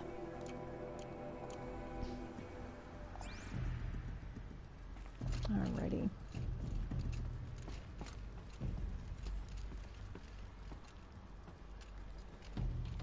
The Alpha Registry master file. Intact? Yeah. No signs of corruption. Then what are you waiting for? Copy the file. With this, I can restore the registry at the hatch inside All-Mother. Open it. Go inside. And grasp the secrets within. Where I was born. Yep. Maybe who gave birth to me. Who? Are you really so naive? There will be no who waiting for you there, Aloy. Whatever birthed you into the world was a what, not a who. You bastard. Oh no, I had a legitimate birth. It's you, Aloy, who are the creation of a machine. But what kind of machine and why? Why were you created?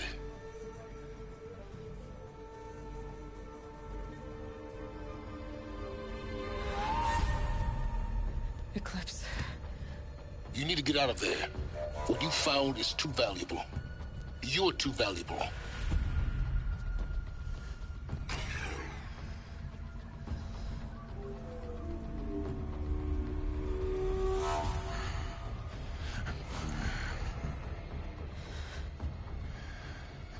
Oh, Helix.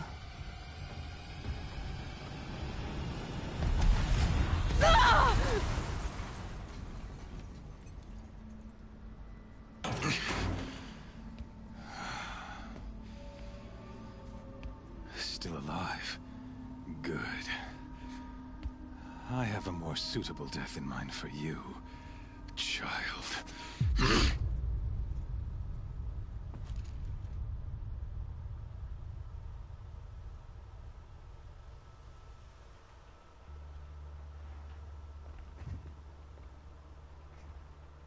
My entire life, I've always known one thing with prophetic certainty. That I was destined for glory as a great champion of the sun. Even when Jiran was murdered, even when Meridian fell, I never doubted my destiny. Until you came along. When I heard that you had survived, a doubt took root in my mind. As sure as the sun rises and falls each day, those I am bade to kill die. And yet I failed. How? Why? With each dig site you attacked, each loyal soldier you killed, this pestering doubt grew. I kept thinking of the moment my knife pierced your throat. One twist, a simple tug of the blade, and you would have bled out. In slaughter, I am a practiced hand. So why hesitate? Why fail my destined purpose?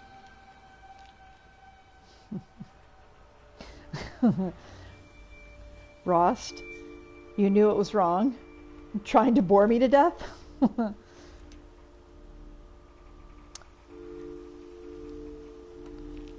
We'll do Rost. See that scar on your cheek? You didn't get to finish. Yes, I remember. He fought well. For a savage. His name was Rost, and he was a better man than you could ever hope to be. The better man is the one who doesn't end up with his guts steaming on the ground. Yeah, I should have done that one. Should have tried to bore me to death. Him.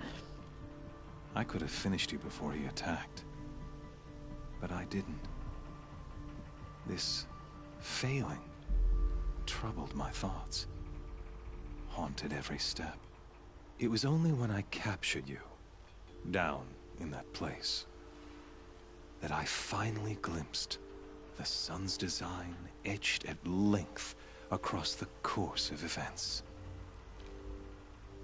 You were meant to survive that day on the mountain.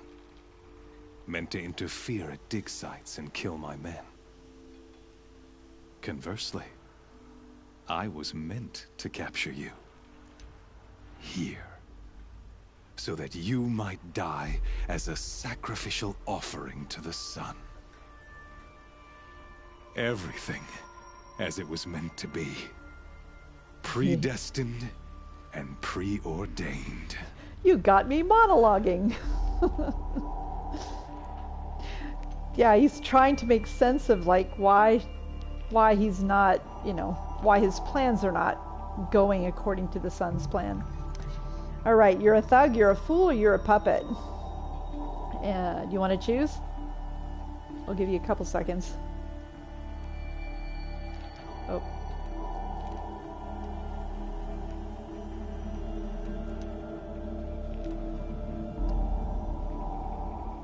All right, I'm going to choose you're a puppet.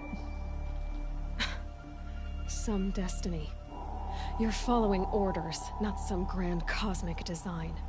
You're a puppet, with Hades yanking the strings. A pawn pushed around by larger forces. It'd be laughable if there weren't so much killing involved.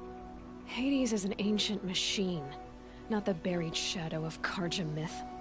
It doesn't care about Meridian.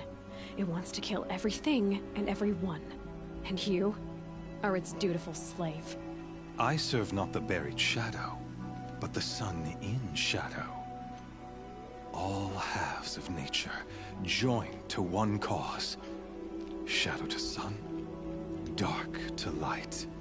Do you really not hear how ridiculous that sounds? You've gone from serving an insane homicidal Sun King to an insane homicidal machine. You're moving down in the world, not up.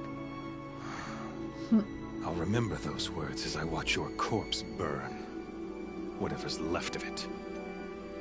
You fail to grasp the point. As surely as you've been conquered, so has all doubt. And with certainty of belief comes unstoppable force. Then open this cage and put your faith to the test. See if things work out like you expect. The circle has closed. Every element is in its proper place. Exactly where it belongs. The errant beast, now caged, will serve her true purpose. A sacrificial animal. Oh, speaking of sacrifice, I forgot to tell you. After you crashed the Eclipse network, I sent messengers into the east to rally the forces there and mount an invasion of the sacred land. I ordered every Nora killed. I was hoping to catch you there, but alas, it all seems to have been unnecessary.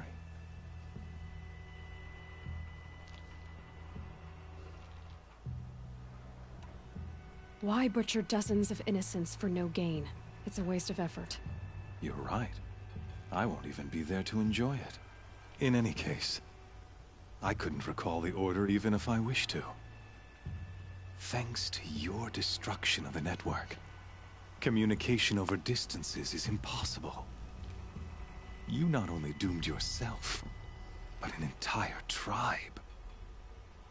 Do we not see the scorching judgment of the sun in these events? Your focus. Such a powerful device, isn't it? And yet, so fragile.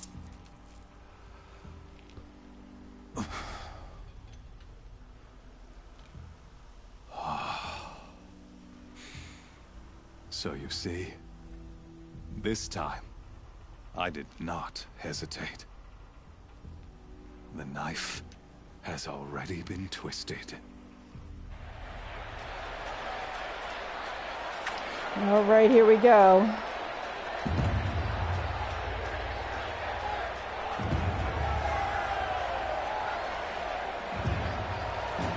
No weapons.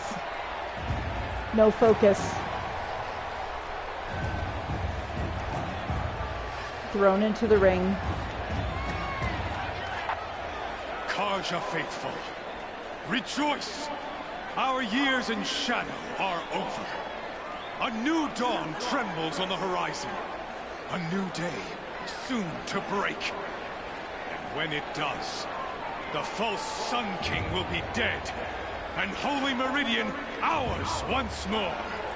In this, I have become an instrument of prophecy. All halves of nature join to one cause. Shadow to sun, light to dark, night to day. Behold!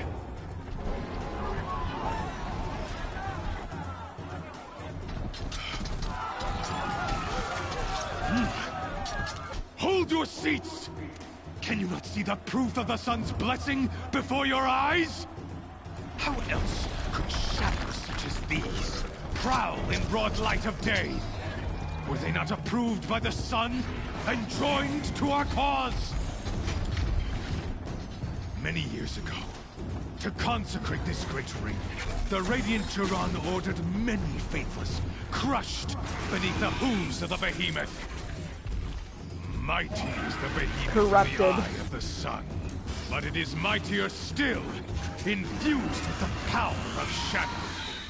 Let this one, who schemed and slithered, be the first to die. Let her be the first of thousands!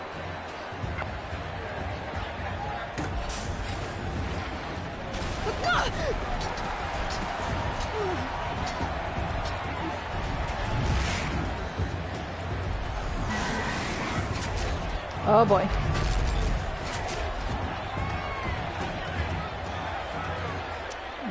I think we better run.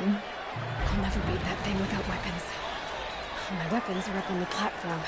There's no way out of this ring. Maybe I could use the strength against it.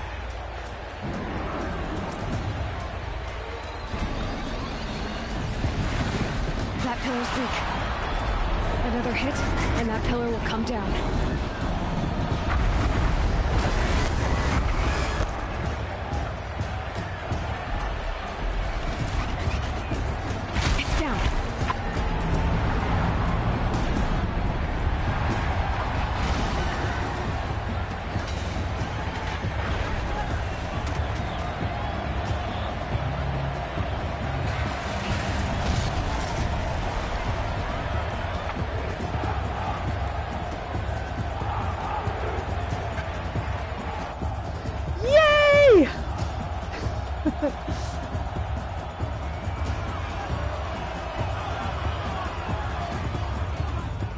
Hey! Guess who got her weapons back? Now you're just a big dumb target. Come and get it!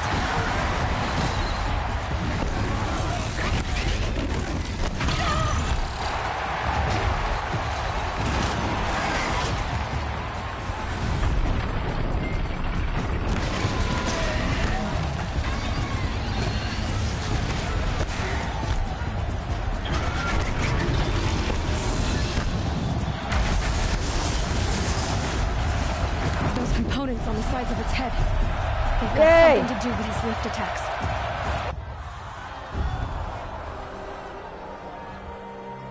Phew!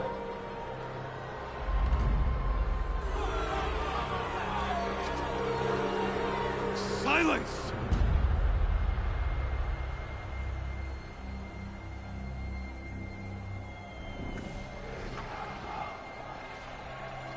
Shadows, kill her! Oh, great.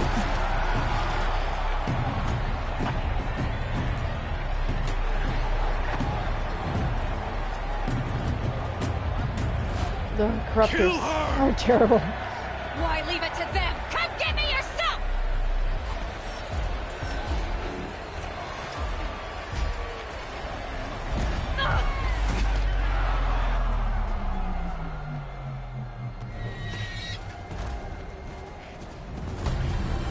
Yay!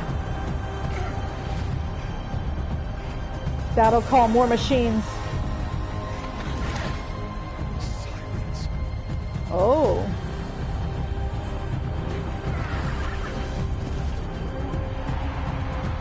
How does Helis know silence?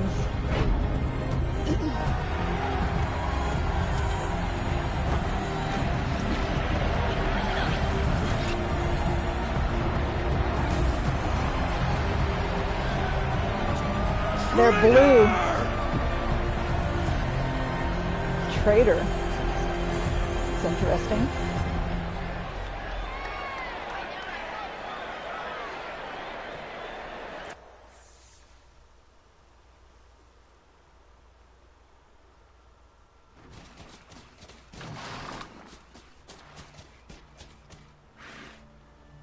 So you're here.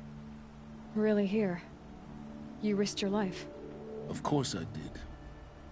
If you'd been killed, the Nora's sacred mountain would never have given up its secrets. Too bad you wasted your time, then. Helis destroyed my focus. And the Alpha Registry with it. Not at all. The whole time I've been monitoring your focus, I've duplicated every data file you scanned. Installing that data to a new focus was trivially easy. Happy birthday, Isaac. Daddy sure does love his little big man. You're really good at making it impossible to like you, Silence. But I guess I need this. It's time to see where you were born. Maybe you'll even learn why. Yeah. Meet the machine that birthed me into this world. Isn't that how you put it? I'll be off. Wait. Yes? How did you track my location when I wasn't wearing a focus? Really, Aloy? It doesn't take a genius to surmise that Helis would throw you into the sun ring at high noon. I wore out 2 striders getting here in time, but I did. Now be on your way. Since when can you override machines? Ever since you discovered the technique. I had to destroy a corruptor to obtain the necessary parts, of course.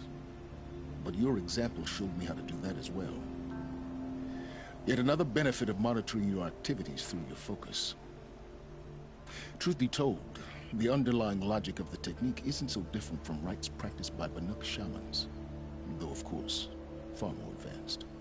Great. You're welcome, I guess. The blue glowing wires that are embedded in his skin are a sign that he actually had a period as a Banuk shaman. That's always been kind of interesting. Helis recognized you back in the Sun Ring. You told me that you'd assisted the eclipse. Not that you knew the man who killed who almost killed me. So now you know.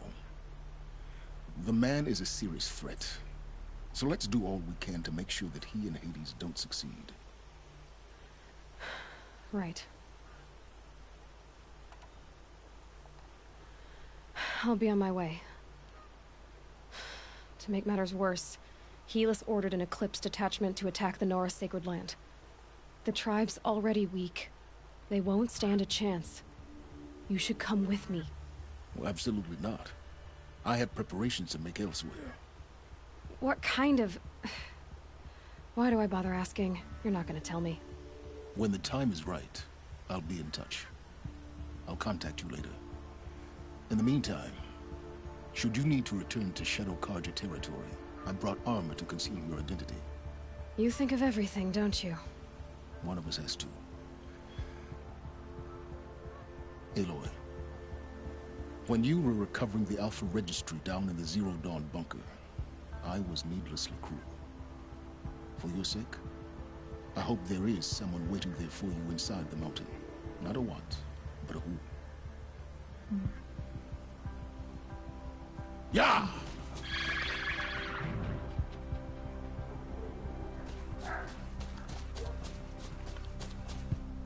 I like that last moment with silence.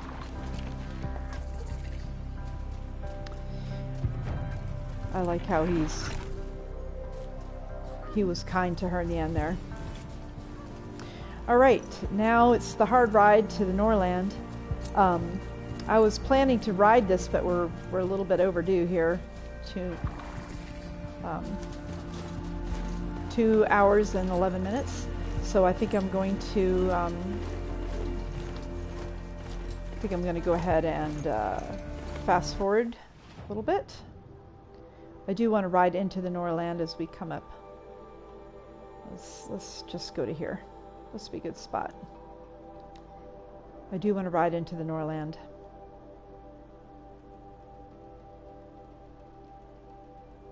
It's a nice ride, and I was hoping to talk about lore, but I also find that it's hard to talk when I'm riding because I have to pay such close attention. As we will see as I ride into the Norlands. So the Eclipse are attacking the Norlands to wipe everyone out, hoping to wipe Aloy out at the same time. So yeah, time is of essence.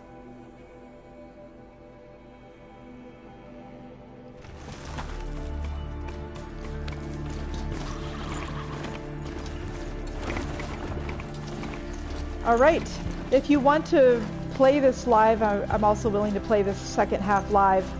But yeah, this is quite a reveal. So thanks for showing up, Andrew. Hope your family was well.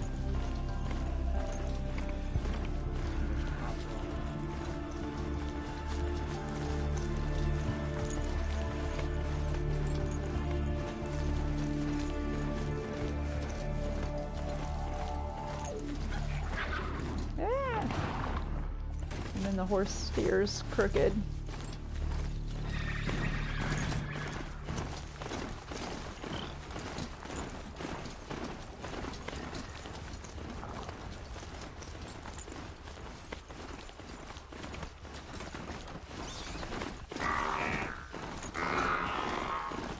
Old wind farm.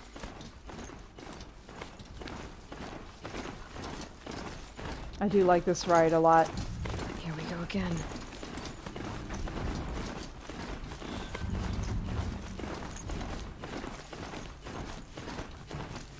Ay, ay, ay! Oh! Oh! Oh! Okay. Oh my goodness.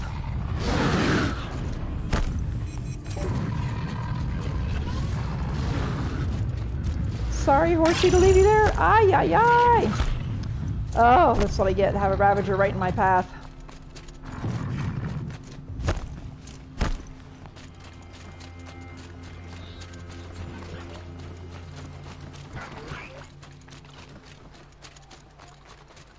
I'll call another mount in just a sec.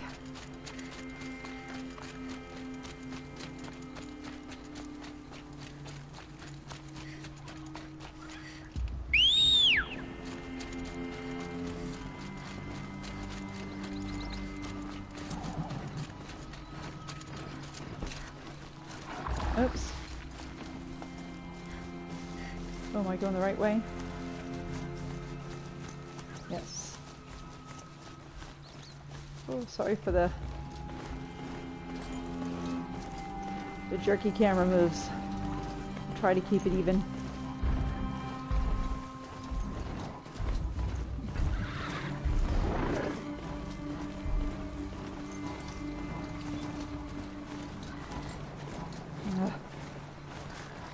Okay, there we go.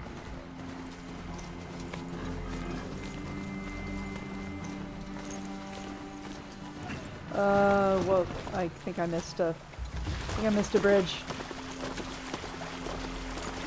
There we go. Oh. I missed a road somewhere. Oh, it's a little bit of a crooked ride. Oh, I've been wondering where this was. I found this one day. This is some... Sorry, I've got to like slow down and take a look at this again. This is like some grave. Oh my gosh, alright. Well, we got bandits. Another day. Oh, and a Ravager again.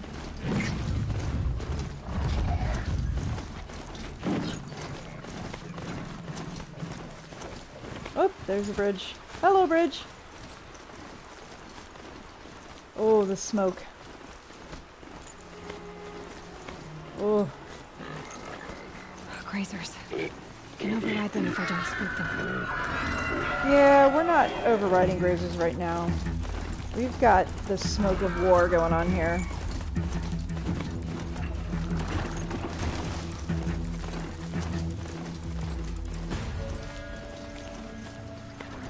And I'm gonna get off and run the rest of the way. Okay, sorry, we'll just repair you real quick. Oops. Just repair real quick. Just to be nice.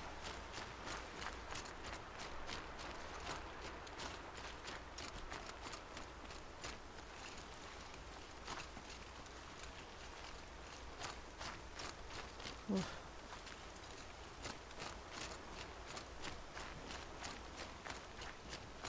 Oof. Oh, I guess those are just old ruins.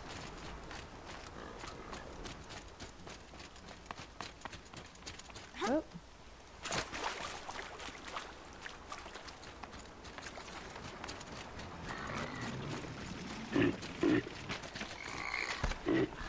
Which gets past them.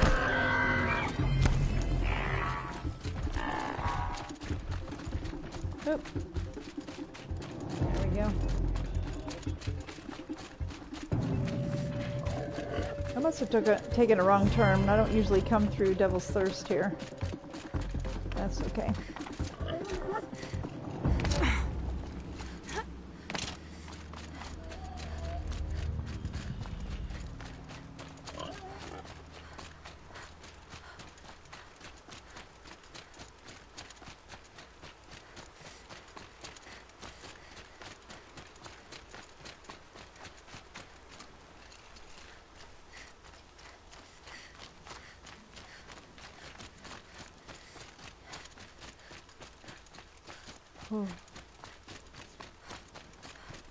After having played the game and knowing all these areas, they're all familiars.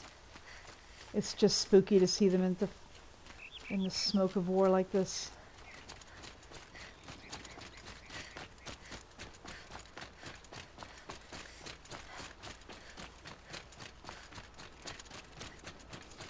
I'm having a hard time reading the numbers, how far we've got. Smell. Trees on fire. The embrace. Watchtower's burning, but the sentinels had time to warn the tribe.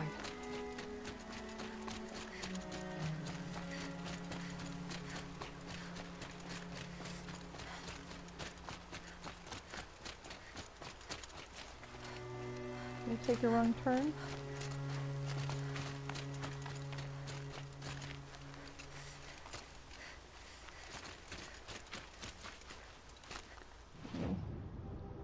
Oh yeah, it must have taken a little bit of a wrong turn. Sorry, that will take me back to the right road. It's hard to see the directions. Oh. She wasn't one to give up ground. Oh, Maria. Well, she didn't sell her life cheaply. In the end, I guess that's all any of us can hope for. Maria. She was the one at Mother's Heart. The one who'd also won the proving with a broken ankle. Yeah. Ooh, okay.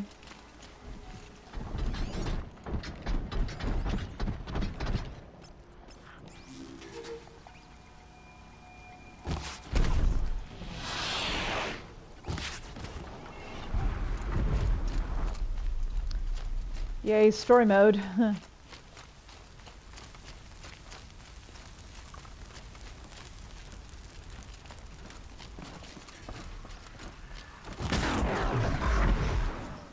Nora, may I stand here? Oof. Anything to protect the embrace. It's all burned. The gates couldn't hold. This what's is that? Hades' future. Metal. Ash. Oh.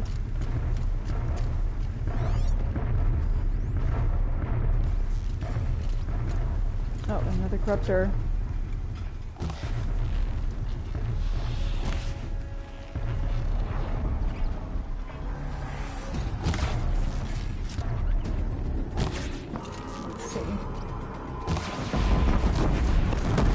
Got a little glitchy there.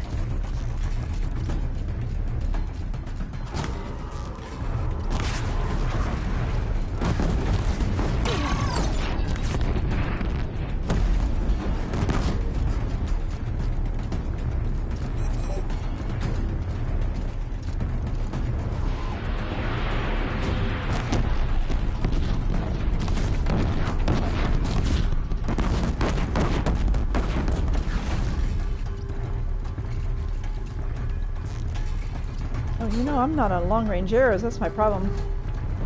They're a little slower load and slower draw.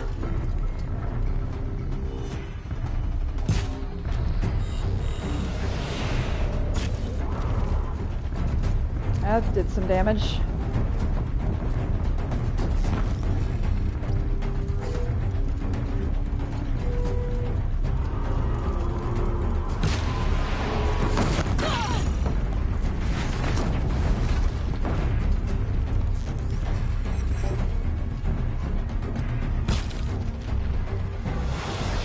Do it. There we go.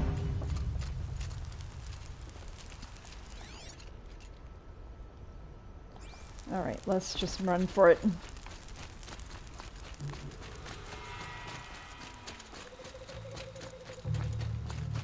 Ugh. I see him.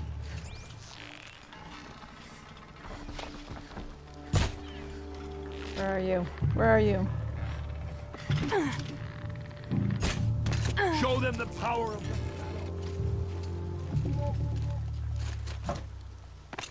I am just gonna run for it.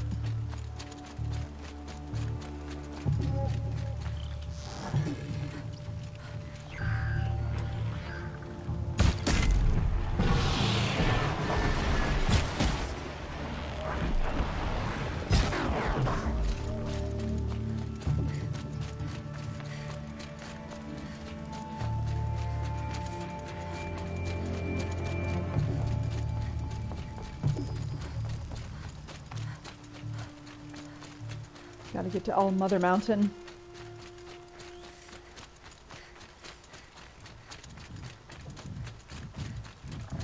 Oh, that sounds like a Ravager. I'm just gonna keep going.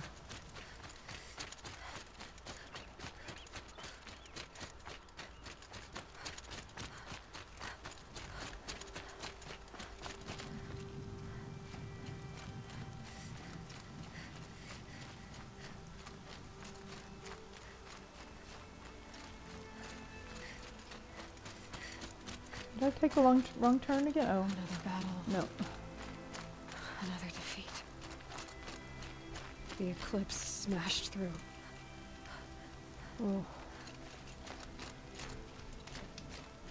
Oh, this is where she fought the original Corruptor after she came out of All-Mother Mountain.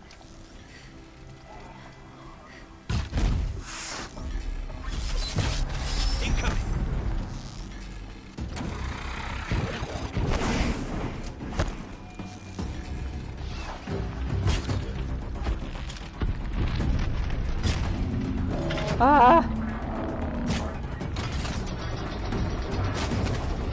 No! There. Weak spot. There we go.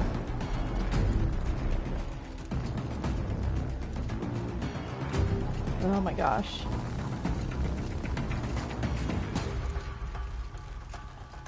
Get a move on and search.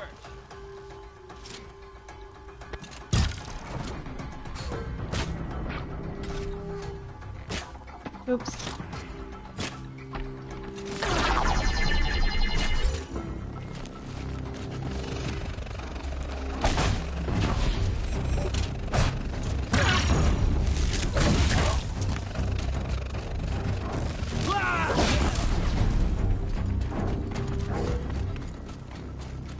Oh. Oh. Oh, the devastation.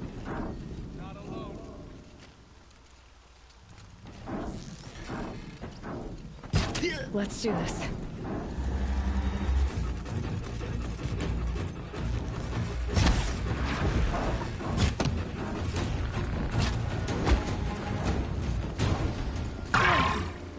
corruption. Walk through the corruption. Okay, let's see. For that, I want tear arrows. Tear off the weapons. Because I think I know what this is. More eclipse. It's a corrupted Thunderjaw, all right. The survivors must be holed up in the mountain. If the tunnel collapses, they'll be buried. There it is. I'll never reach the hatch.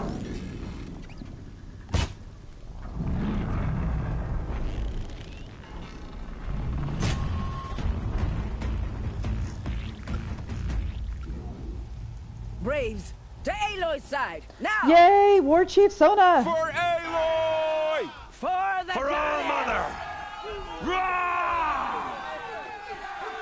Varl and Sona, they're still alive.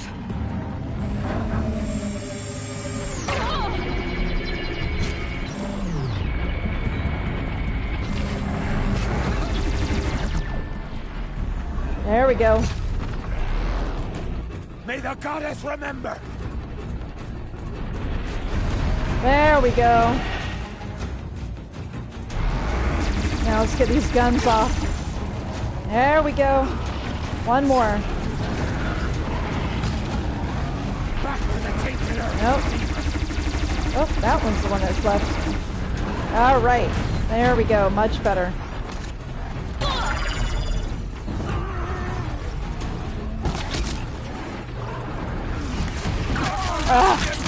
Excuse me.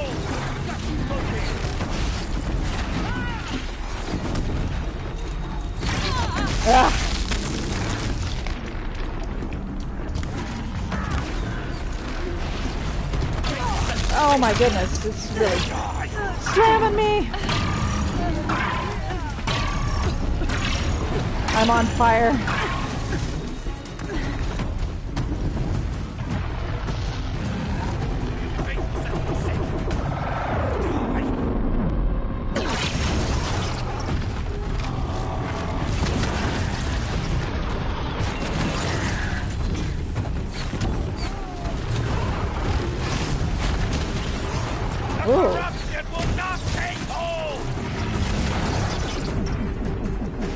There's his heart there.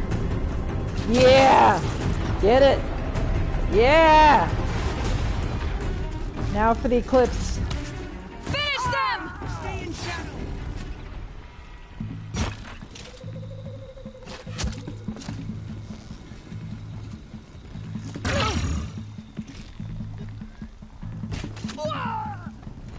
That it? We did it! Aloy did it! We only helped. I thought we would die.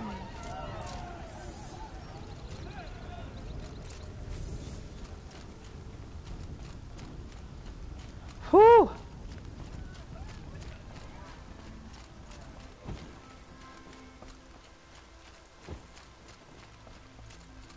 Aloy, your deeds reenact the old stories.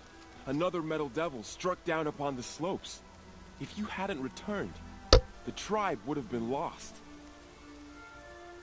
You saved the tribe. Did what no brave or war chief could do. I'm glad to see you're all right, Varl. You are all right. Since the proving. So much death. Is the killing over? For now, but this was just one battle, Varl. There are more to come. I see. So long as we have you to fight with us, I suppose we'll make do. How many survived the attack? Nearly all the matriarchs, and many families, goddess be praised. But braves, just a few, and most of them are wounded. Never before has an enemy stabbed the heart of our people like this. Even the Karja, in all their red raids, never broke through to the embrace. Well, this enemy may have broken through, but they never got back out. We made sure of that. Tell me about the attack. What happened? They struck from the east. Our sentinels saw the killers coming. Said that beside them marched Deathbringers and Corruptors and other machines, driven That's mad. odd. Huh. We took ground, met them with clouds of arrows. Some fell. but they kept coming. Finally, we withdrew to the gates of the Embrace to make our stand. But they were too much for us. Those who survived fell back to the mountain. So the survivors took shelter in the mountain? By law, only matriarchs are allowed inside. It was Tirsa who broke the taboo, ordered the tribe into the mountain for safety. Lansra, well, she didn't agree. But I don't think anyone heard her over all the screams and shouting. Tirsa's decisions saved lives. Good for her. Common sense isn't always so common around here. Are your injuries serious? Bruises pale. Bones heal. Don't give me a hunting song, Varl. Are you okay? My body aches, but it's nothing that will keep me from fighting. I need to go inside the mountain. The matriarchs will be eager to see you. I'm sure, but I didn't come here for them. Then, what for? You will see. Alrighty. And we will all get to see.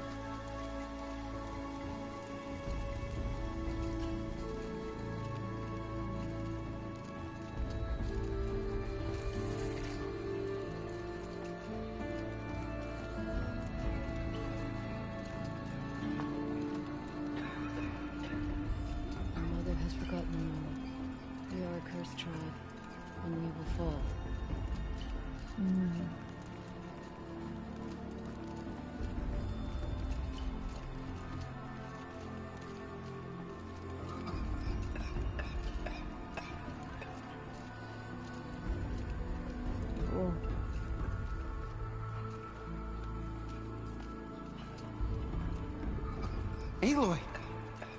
Oh, you've returned. I'm glad to see you. Your injuries... are they serious? A gash or two. Nothing I couldn't sew back together with a needle and thread. Guess being a stitcher came in handy in combat after all, huh? Yes, I suppose it did.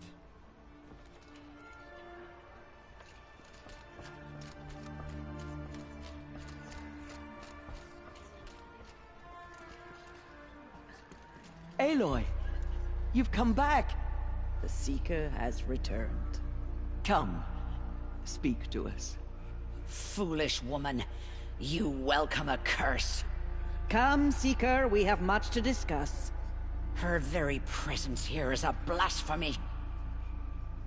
So, you have finally returned. She not only returned, but fought her way through many enemies to reach us. Outside, she brought low a corrupted Thunderjaw. She lifted the siege. How was this done? By the will of All-Mother. Have you returned to speak with the goddess, Aloy? Yes, I guess you could say that. I think it'll work this time. Sisters, surely we cannot permit this.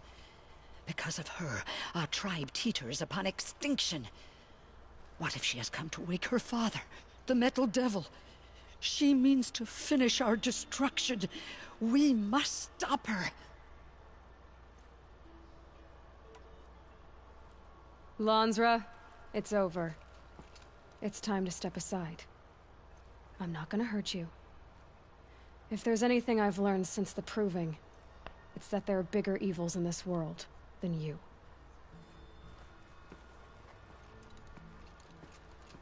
Finally.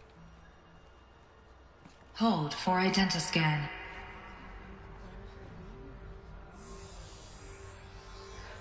Error. Alpha registry corrupted. Correction. Alpha registry restored. Genetic identity confirmed. Entry authorized. Greetings, Dr. Sobek. You are cleared to proceed.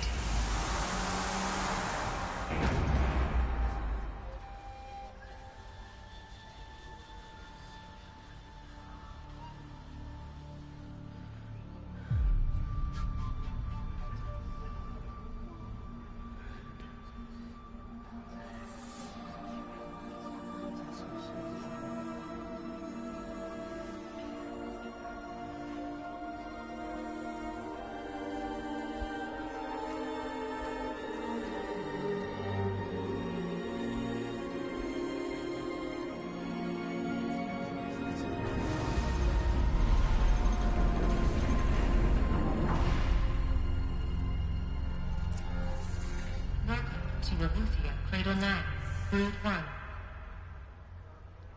Aletheia 9. I see you're inside. Figured I might be hearing from you. Shall we begin? I never stopped.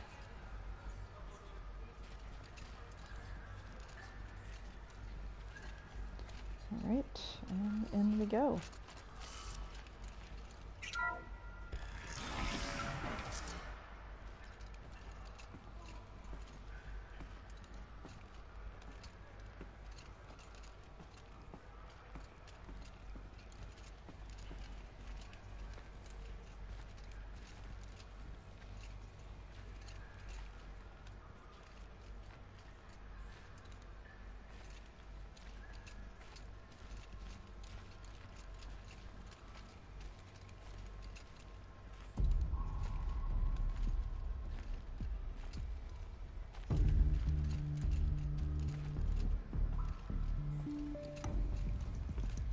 Cradle facilities. So these are artificial wombs. The mothers of a new generation hundreds of years ago. And me?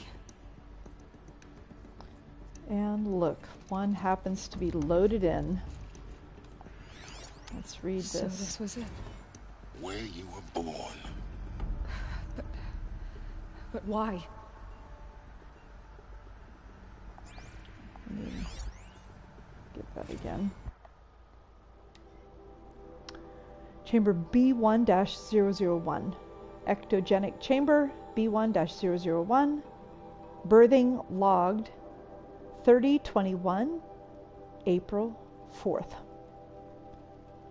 Tasking numbers 0148569-8F31 complete. Standing by.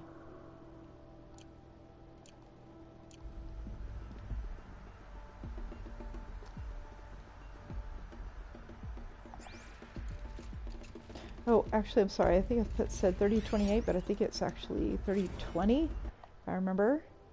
Sorry, I just want to make sure I have that right. 3021, yep. So, Aloy's -1000th birthday was last year.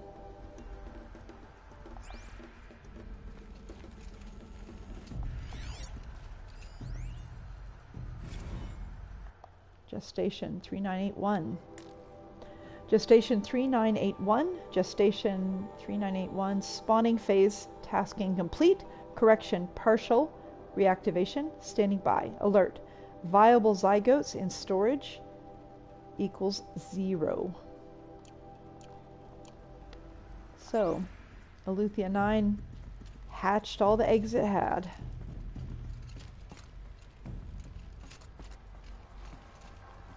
And there's her mother.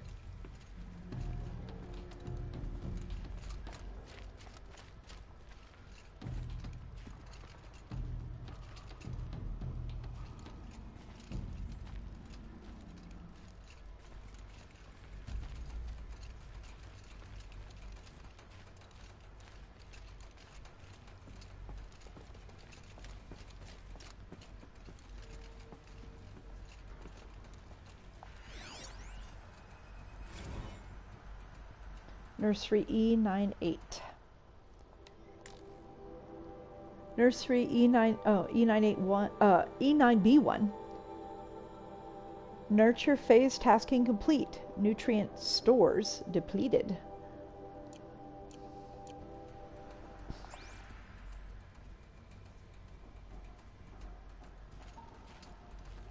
These look like cribs. The cradles of a cradle facility. And those things, the multi-servitors, they took care of them. There was no one else.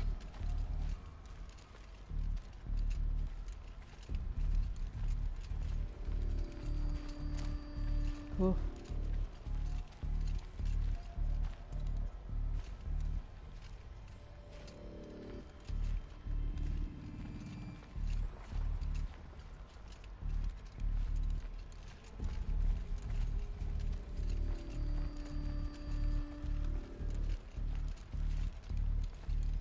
I think that's the way out. So there's a door there, but it's blocked.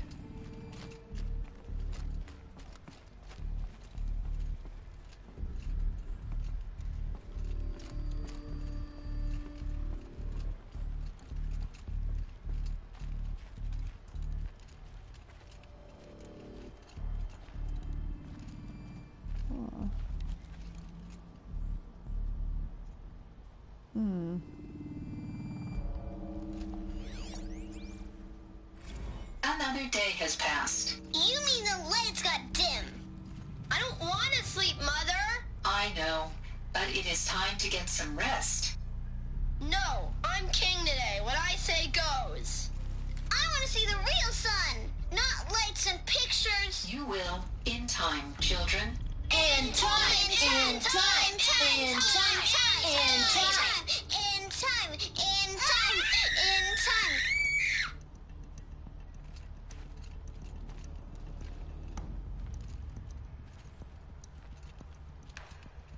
To be fair, I do think that it is possible to raise children without them throwing tantrums like that.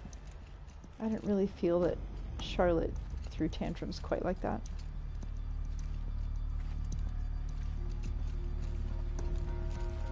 Actually, let me do this one first. So I'll do that one on the way out. Where they lived? It's a mess. Everything's broken or painted on. How long did they live here?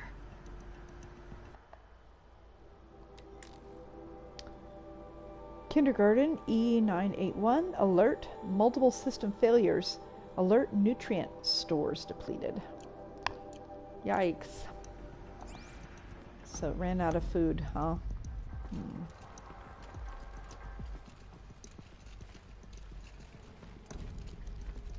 Oh, more school stuff.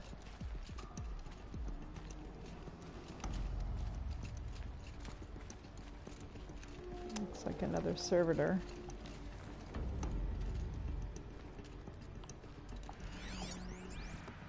Children, let's run a jump and blow off steam. Leave us alone, Father. After what just happened, I can't leave you two alone. You broke community rules. Just let us talk then. Go away.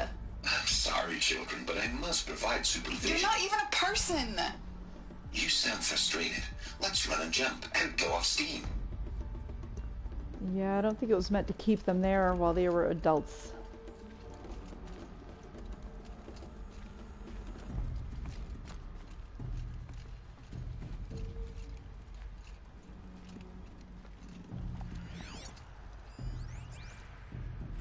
I have no choice but to release you. But why? There is no food here anymore. But there's food out there? We don't know for sure. Come on, let's go! I don't know. Mother, can we come back if we're cold? I'm sorry, but that won't be possible. You will have to support yourselves now, and take care of each other. What will happen to you? I will stay here, and sleep, and remember all of you. What will happen to us? You will be brave, and you will learn. Oh, brutal. Brutal.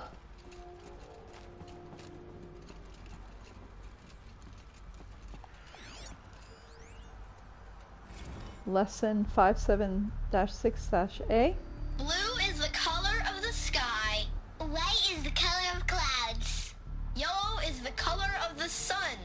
Green is the color of grass. Flowers can be any color. Take a look. These are yellow and black, and they love flowers. Here they come. Bzz, bzz, bzz. Bees.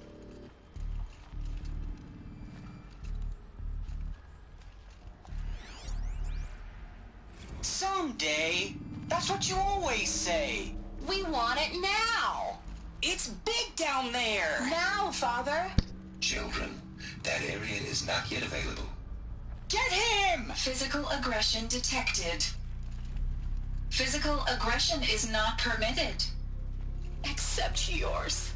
Damn sentinels. Children, may I be of assistance? Go away, healer. Lena, you have suffered mild bruising. Go away! They were trapped here. Their whole lives. In plain view of luxurious space. What went wrong? Why couldn't they access the other areas? Unknown. But you won't have... Looks like they didn't like this door very much. It wouldn't open for them. Of course they hated it. Hold for identiscan. Genetic identity confirmed. Entry authorized. Greetings, Dr. Sobek. You are cleared to proceed. Welcome to the Lyceum, a place of learning.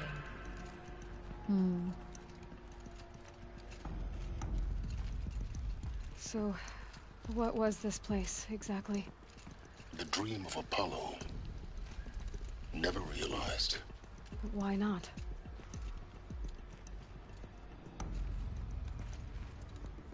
Welcome, students. Please pick up a focus device and place it on the side of your head, just behind your eye. I had to dredge the pits of the world looking for focuses to repair. And here sat a trove, enriching no one.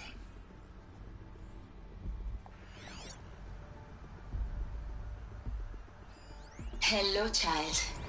My name is Samina. Today is a big day. Your first day of school. There's so much for you to learn. So much promise and possibility. Alert. Malfunction.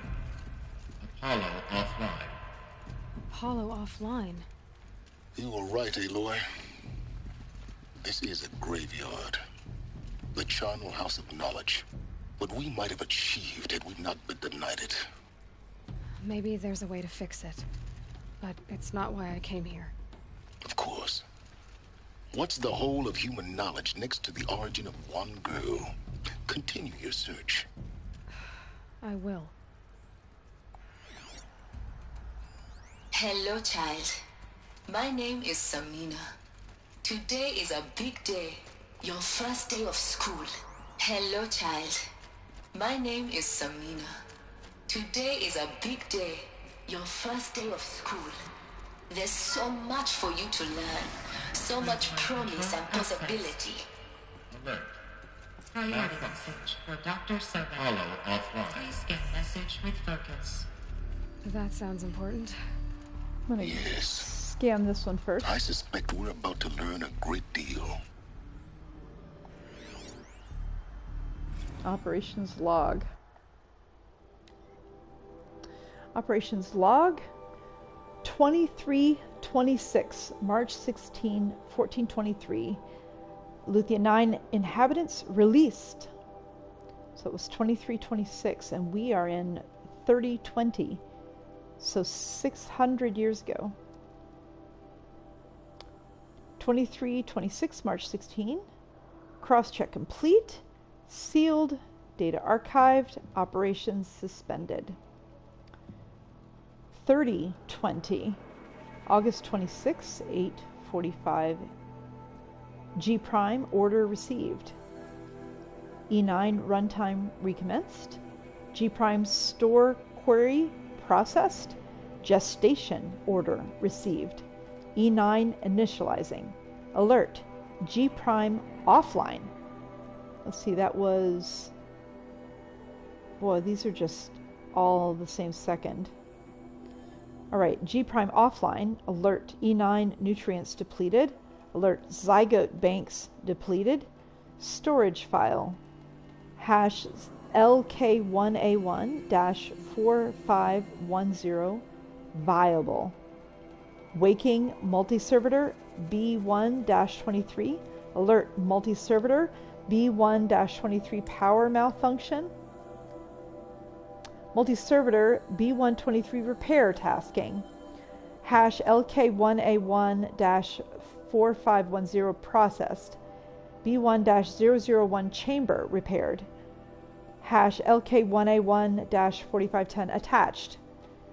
Hash LK1A1-4510 gestation initiated.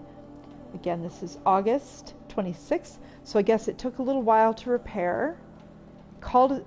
It initiated all these things at 8:45 or so. and they weren't within the second, within the minute. And then once everything was repaired, after a little, I guess it's after noon. Looks like LK1A1-4510 is a zygote. It's attached, gestation initiated, and then power save initiated. And then April 4th at 9:10 a.m. Alethea 9 runtime recommenced. Alert, G prime still offline. LK1A1-4510 viable. Waking multi-servitor B1-23. Alert, multi-servitor B1-23 power malfunction. Multi-servitor B1-23 repair tasking. LK1A1-4510 delivered. I guess that's when Aloy was delivered. 9:30 in the morning. Accessing G prime instructions. Multi-servitor B1-23 transport tasking. E981 hatch unsealed. LK1A1 positioning successful. E981 hatch sealed. Alert, multi-servitor B1-23 power malfunction. E9 sealed. E9 operations suspended. So that is where Aloy was born. Gestated and born and left outside.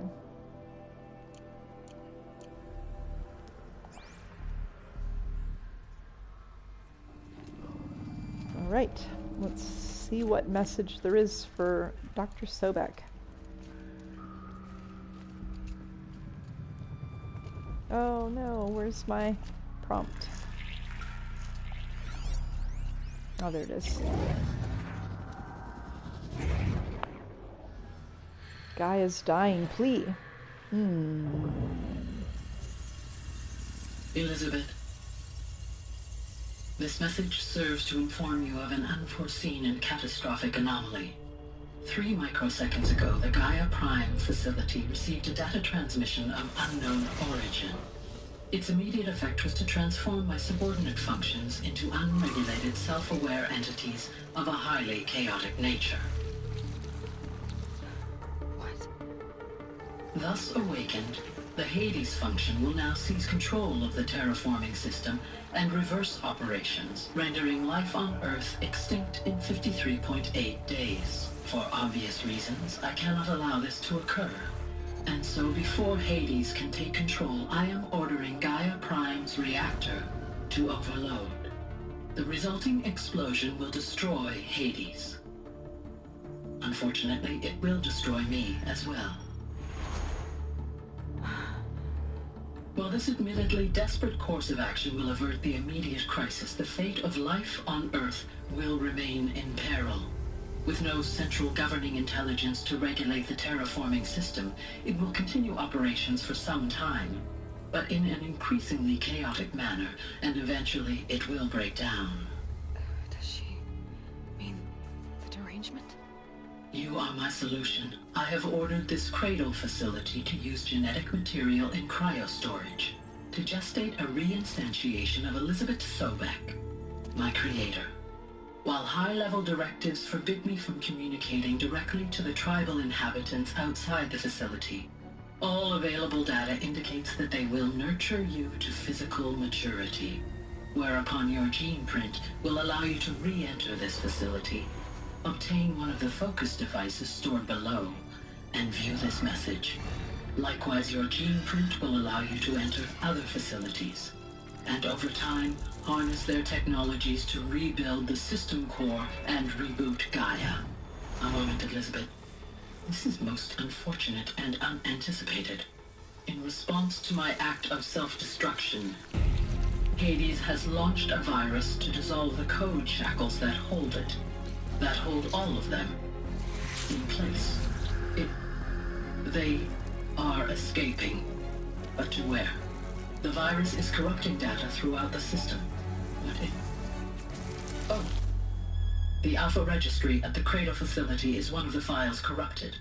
But if that is so, The door will never open for you. You will never view this message. Then I have failed.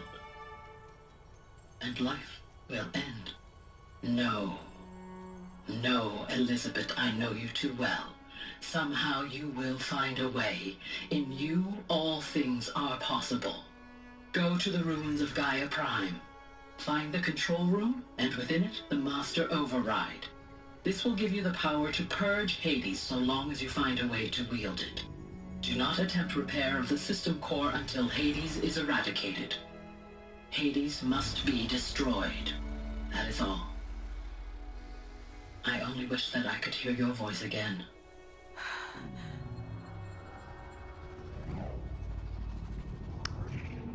Well, well, well.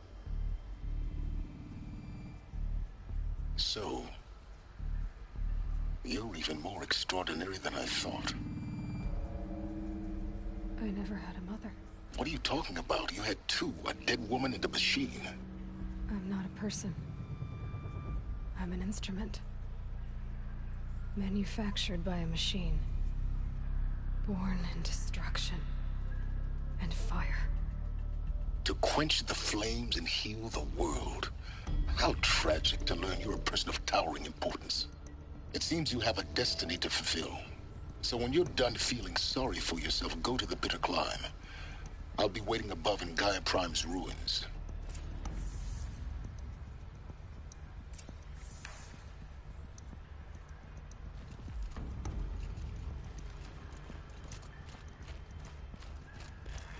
Identiscan malfunction rectified. Elufia 9. Brood 1 access unsealed.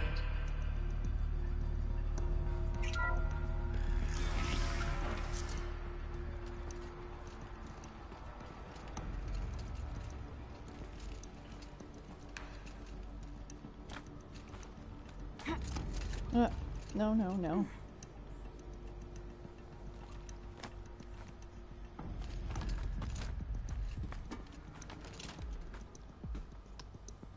Oh, let's have a little trouble. Come on. Alright, let's make a run for it. See if we can catch that. Ah, good.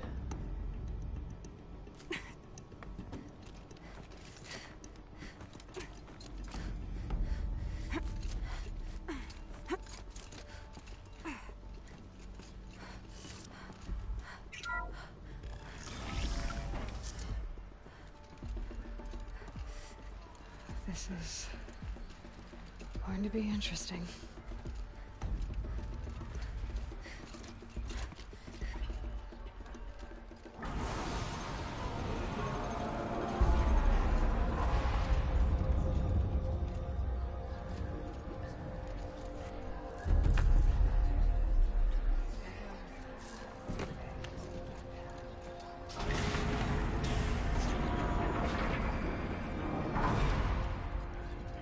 Aloy, forgive! Forgive! The goddess spoke to you? She did. What did she say? That I was born to lift a curse, to kill a metal demon. How, Aloy? How? I don't know yet. But she told me where to go to find out. And you will do this? It was her wish. What she made me for. Yes, I will do it. I'll try anyway. All praise Aloy, anointed of the Nora! All praise Aloy, anointed of the Nora! Up! All praise Aloy, anointed of the Nora! First you shun me, now this? I will not be worshipped. I'm not your anointed. I don't belong to you. There's a whole world beyond your borders, whole tribes of people just as good as you. And it is all in danger. It's a world worth fighting for. Not just here, everywhere.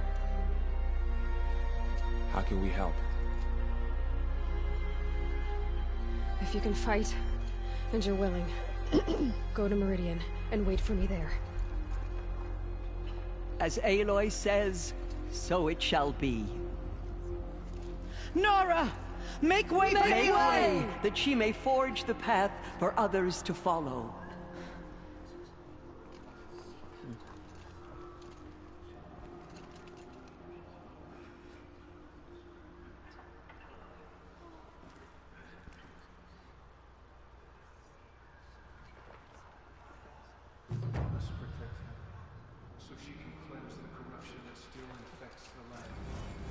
All right.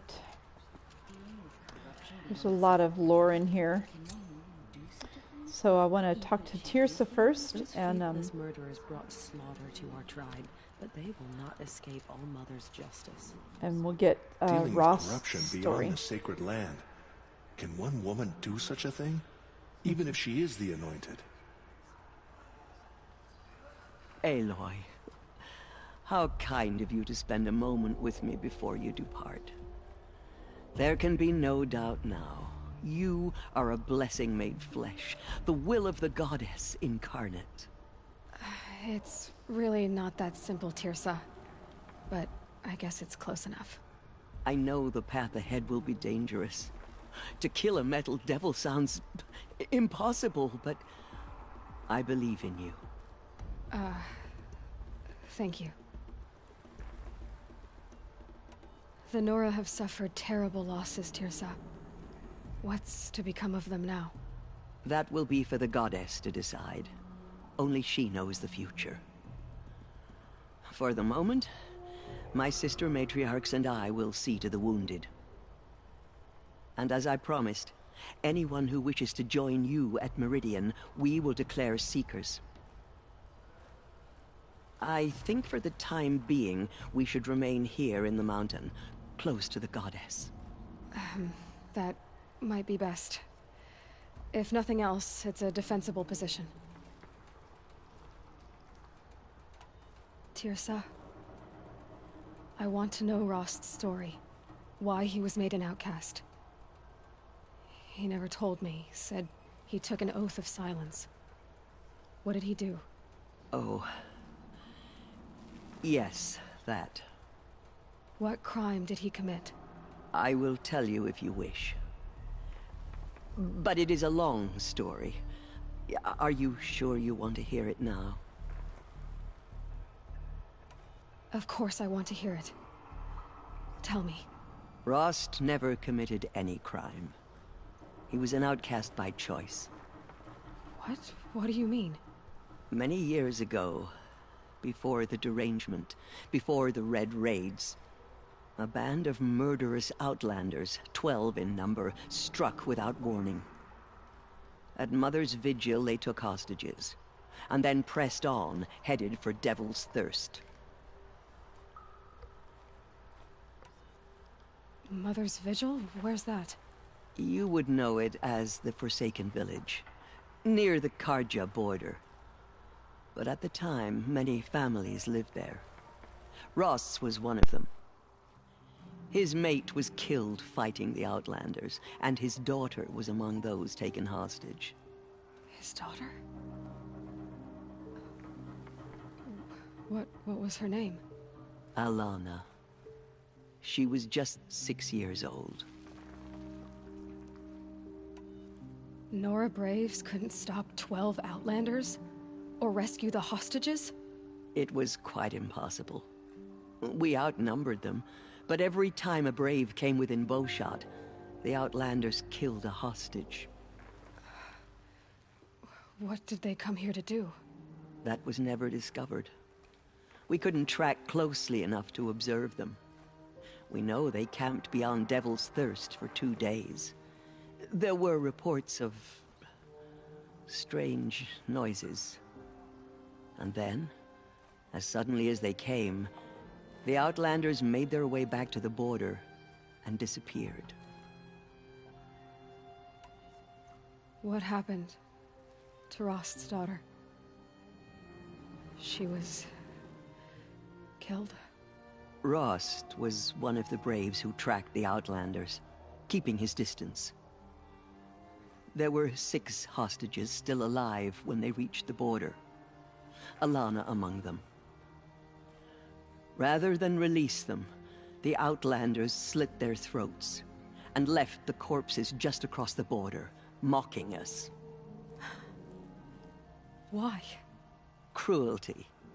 They knew the faithful Nora would not leave the sacred land to collect the bodies, let alone pursue them.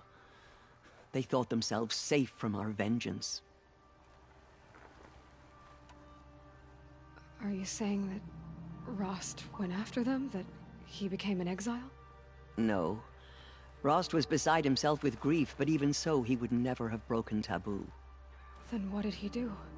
He called upon the most terrible and secret rite of the Nora tribe. He begged to be made a Death Seeker.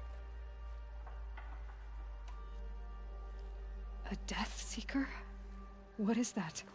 One who dies to go seeking, and in seeking, brings death to others.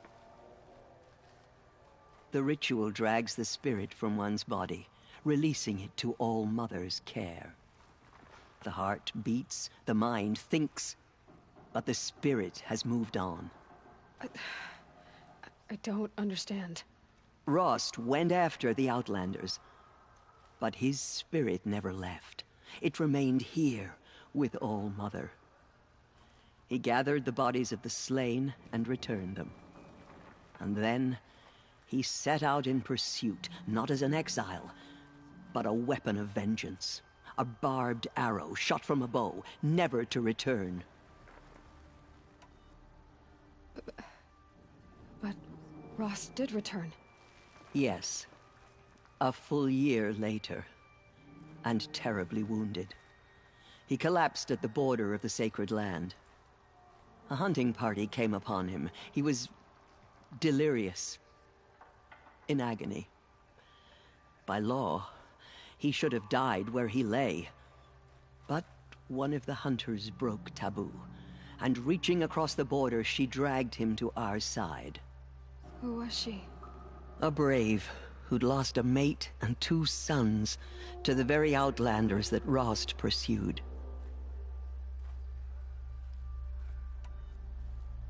So Rost never finished his mission? To the contrary, he killed all 12. Tracked them to disparate places the world over, he said. Meridian, Ban-Ur, the Claim, Utaru Land, further even, into the Forbidden West. The last he killed nearly got the best of him. Wounded, he stumbled and crawled back to us, hoping to die as close to the sacred land as he could. He never expected nor asked to be dragged across the border and nursed back to health. That was done to him. Leaving us, the matriarchs, in a difficult position. Why couldn't you just welcome him back? Rost had been made a Death Seeker, Aloy. He no longer had any place among the tribe. By law, he should have been driven back out. But we couldn't bring ourselves to do that, so we offered a compromise. You made him an outcast? Yes. We offered to do so, on the condition he never speak to anyone of this exception. After all he did, all he suffered, to be declared an outcast was his reward. Rost was overjoyed. He never expected to live another day in the sacred land, let alone the embrace, so close to the goddess. He resolved to spend the rest of his days in solitude, and was happy to do so. But then you found me, and gave me to him. Yes. Another compromise. The matriarchs feared you, and would not let you be raised by the tribe. And so we turned to Rost. I knew that he would take care of you, bring you up, teach you to worship All-Mother and respect the ways of the tribe. He certainly tried anyway. You took a man who'd lost his daughter and made him raise an infant girl? Doesn't that strike you as callous? I'm inclined to think the course of events has shown the wisdom of our choice. And I'm quite certain that from the moment he laid eyes on you, he saw you as a gift, and never a burden. All right, Ersa, that's quite a story. It's time for me to move on. I thank you for doing what you could to help me through the years, and for telling me Rost's story. I wish I could have done more, but I am just one woman. As am I. No need to sell ourselves short. Oh, thank you, Aloy. I will pray for you. Okay, I guess it can't hurt. Goddess protect her, so she can cleanse the corruption that still infects the land. So I'm gonna go around and talk to whoever I can. The Anointed will cleanse the corruption beyond the sacred land. She's earned my faith 10 times over. My life has been long, but I've never seen anything like that. Tirsa was right. A blessing, not a curse. We were so unsure. I know your quest is dangerous, Aloy, but All-Mother will protect you. I don't think it works that way, Jezza. She is All-Mother has blessed your journey. She will destroy the corruption The that goddess still spreads through favors the you. world. May the goddess I nearly lost hope before the Anointed saved us. She can do anything, even destroy the corruption beyond the sacred land. To Meridian. You have my word. Aloy, how did you do that? We'll go to Meridian, Aloy. I'll bring Mother's spear. Arana. Your father is right. You belong here. You both do.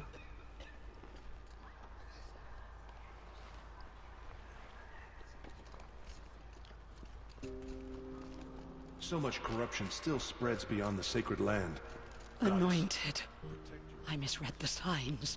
Forgive! I told you, Lansra, I'm not your anointed. I'm sorry I didn't see you correctly. You still don't. I don't think you can, Lansra. Forgive me. Off your knees, Lansra. Start living on your feet with your eyes open. Faith in the goddess, the anointed will wash all signs of corruption away.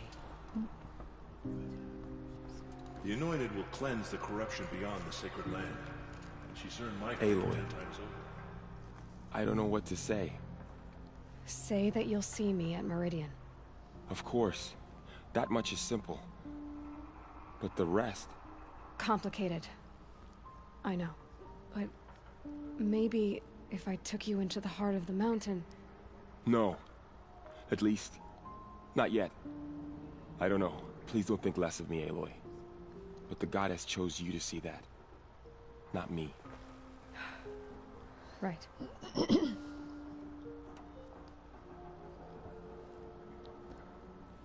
Oh. I'll be on my way then. I always knew you weren't like other Nora. Neither are you, Varl. Maybe, if we survive all this, I can show you what I've learned. What I'm learning. Perhaps. If the goddess so wills it. See you in Meridian. Goddess protect her, so she can cleanse the corruption that still infects the land. We may never know what she saw in the mountain. I don't think we're ready. Here's Rush. I love this piece of music. The tribe I served is gone. Soon I will be too. The Nora have lost too many, Resh. But in your case, I guess they can lose one more. Curse the goddess, and curse you. I no longer belong here. I think you're onto something, Resh. Time to strike out on your own. She walks among us, anointed by All-Mother herself.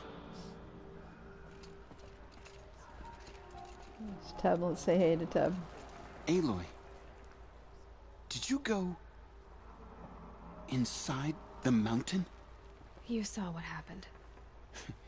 Actually, can't see so well down here on the ground. The murderers tried to destroy us. Yes, But that's we, it. Nora, endure. They are the ones who will be forgotten. What did she see inside the mountain? Goddess speaks through you. Maybe we aren't meant to know.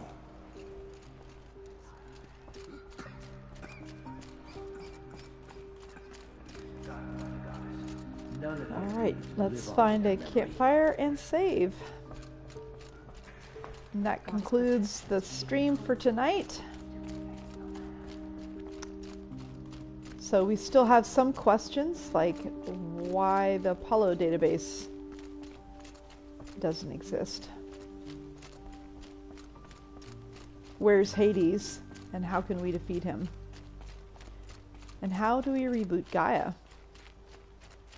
Those are the questions. Is that a campfire? No. Snow. It's not getting any warmer out here. Oh.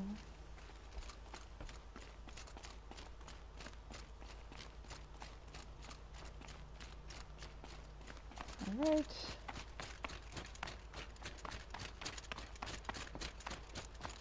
If there's not one down here, then I'll just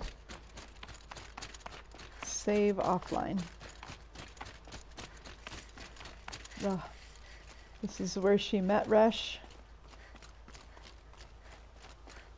Right up on this wall. It's all torn down now.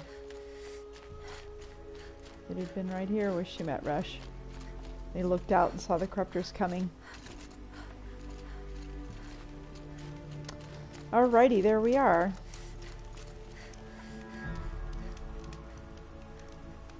Alright, again, this concludes our stream. Yeah, next we go to the Bitter Climb to the Gaia Prime facility. See what we can find there.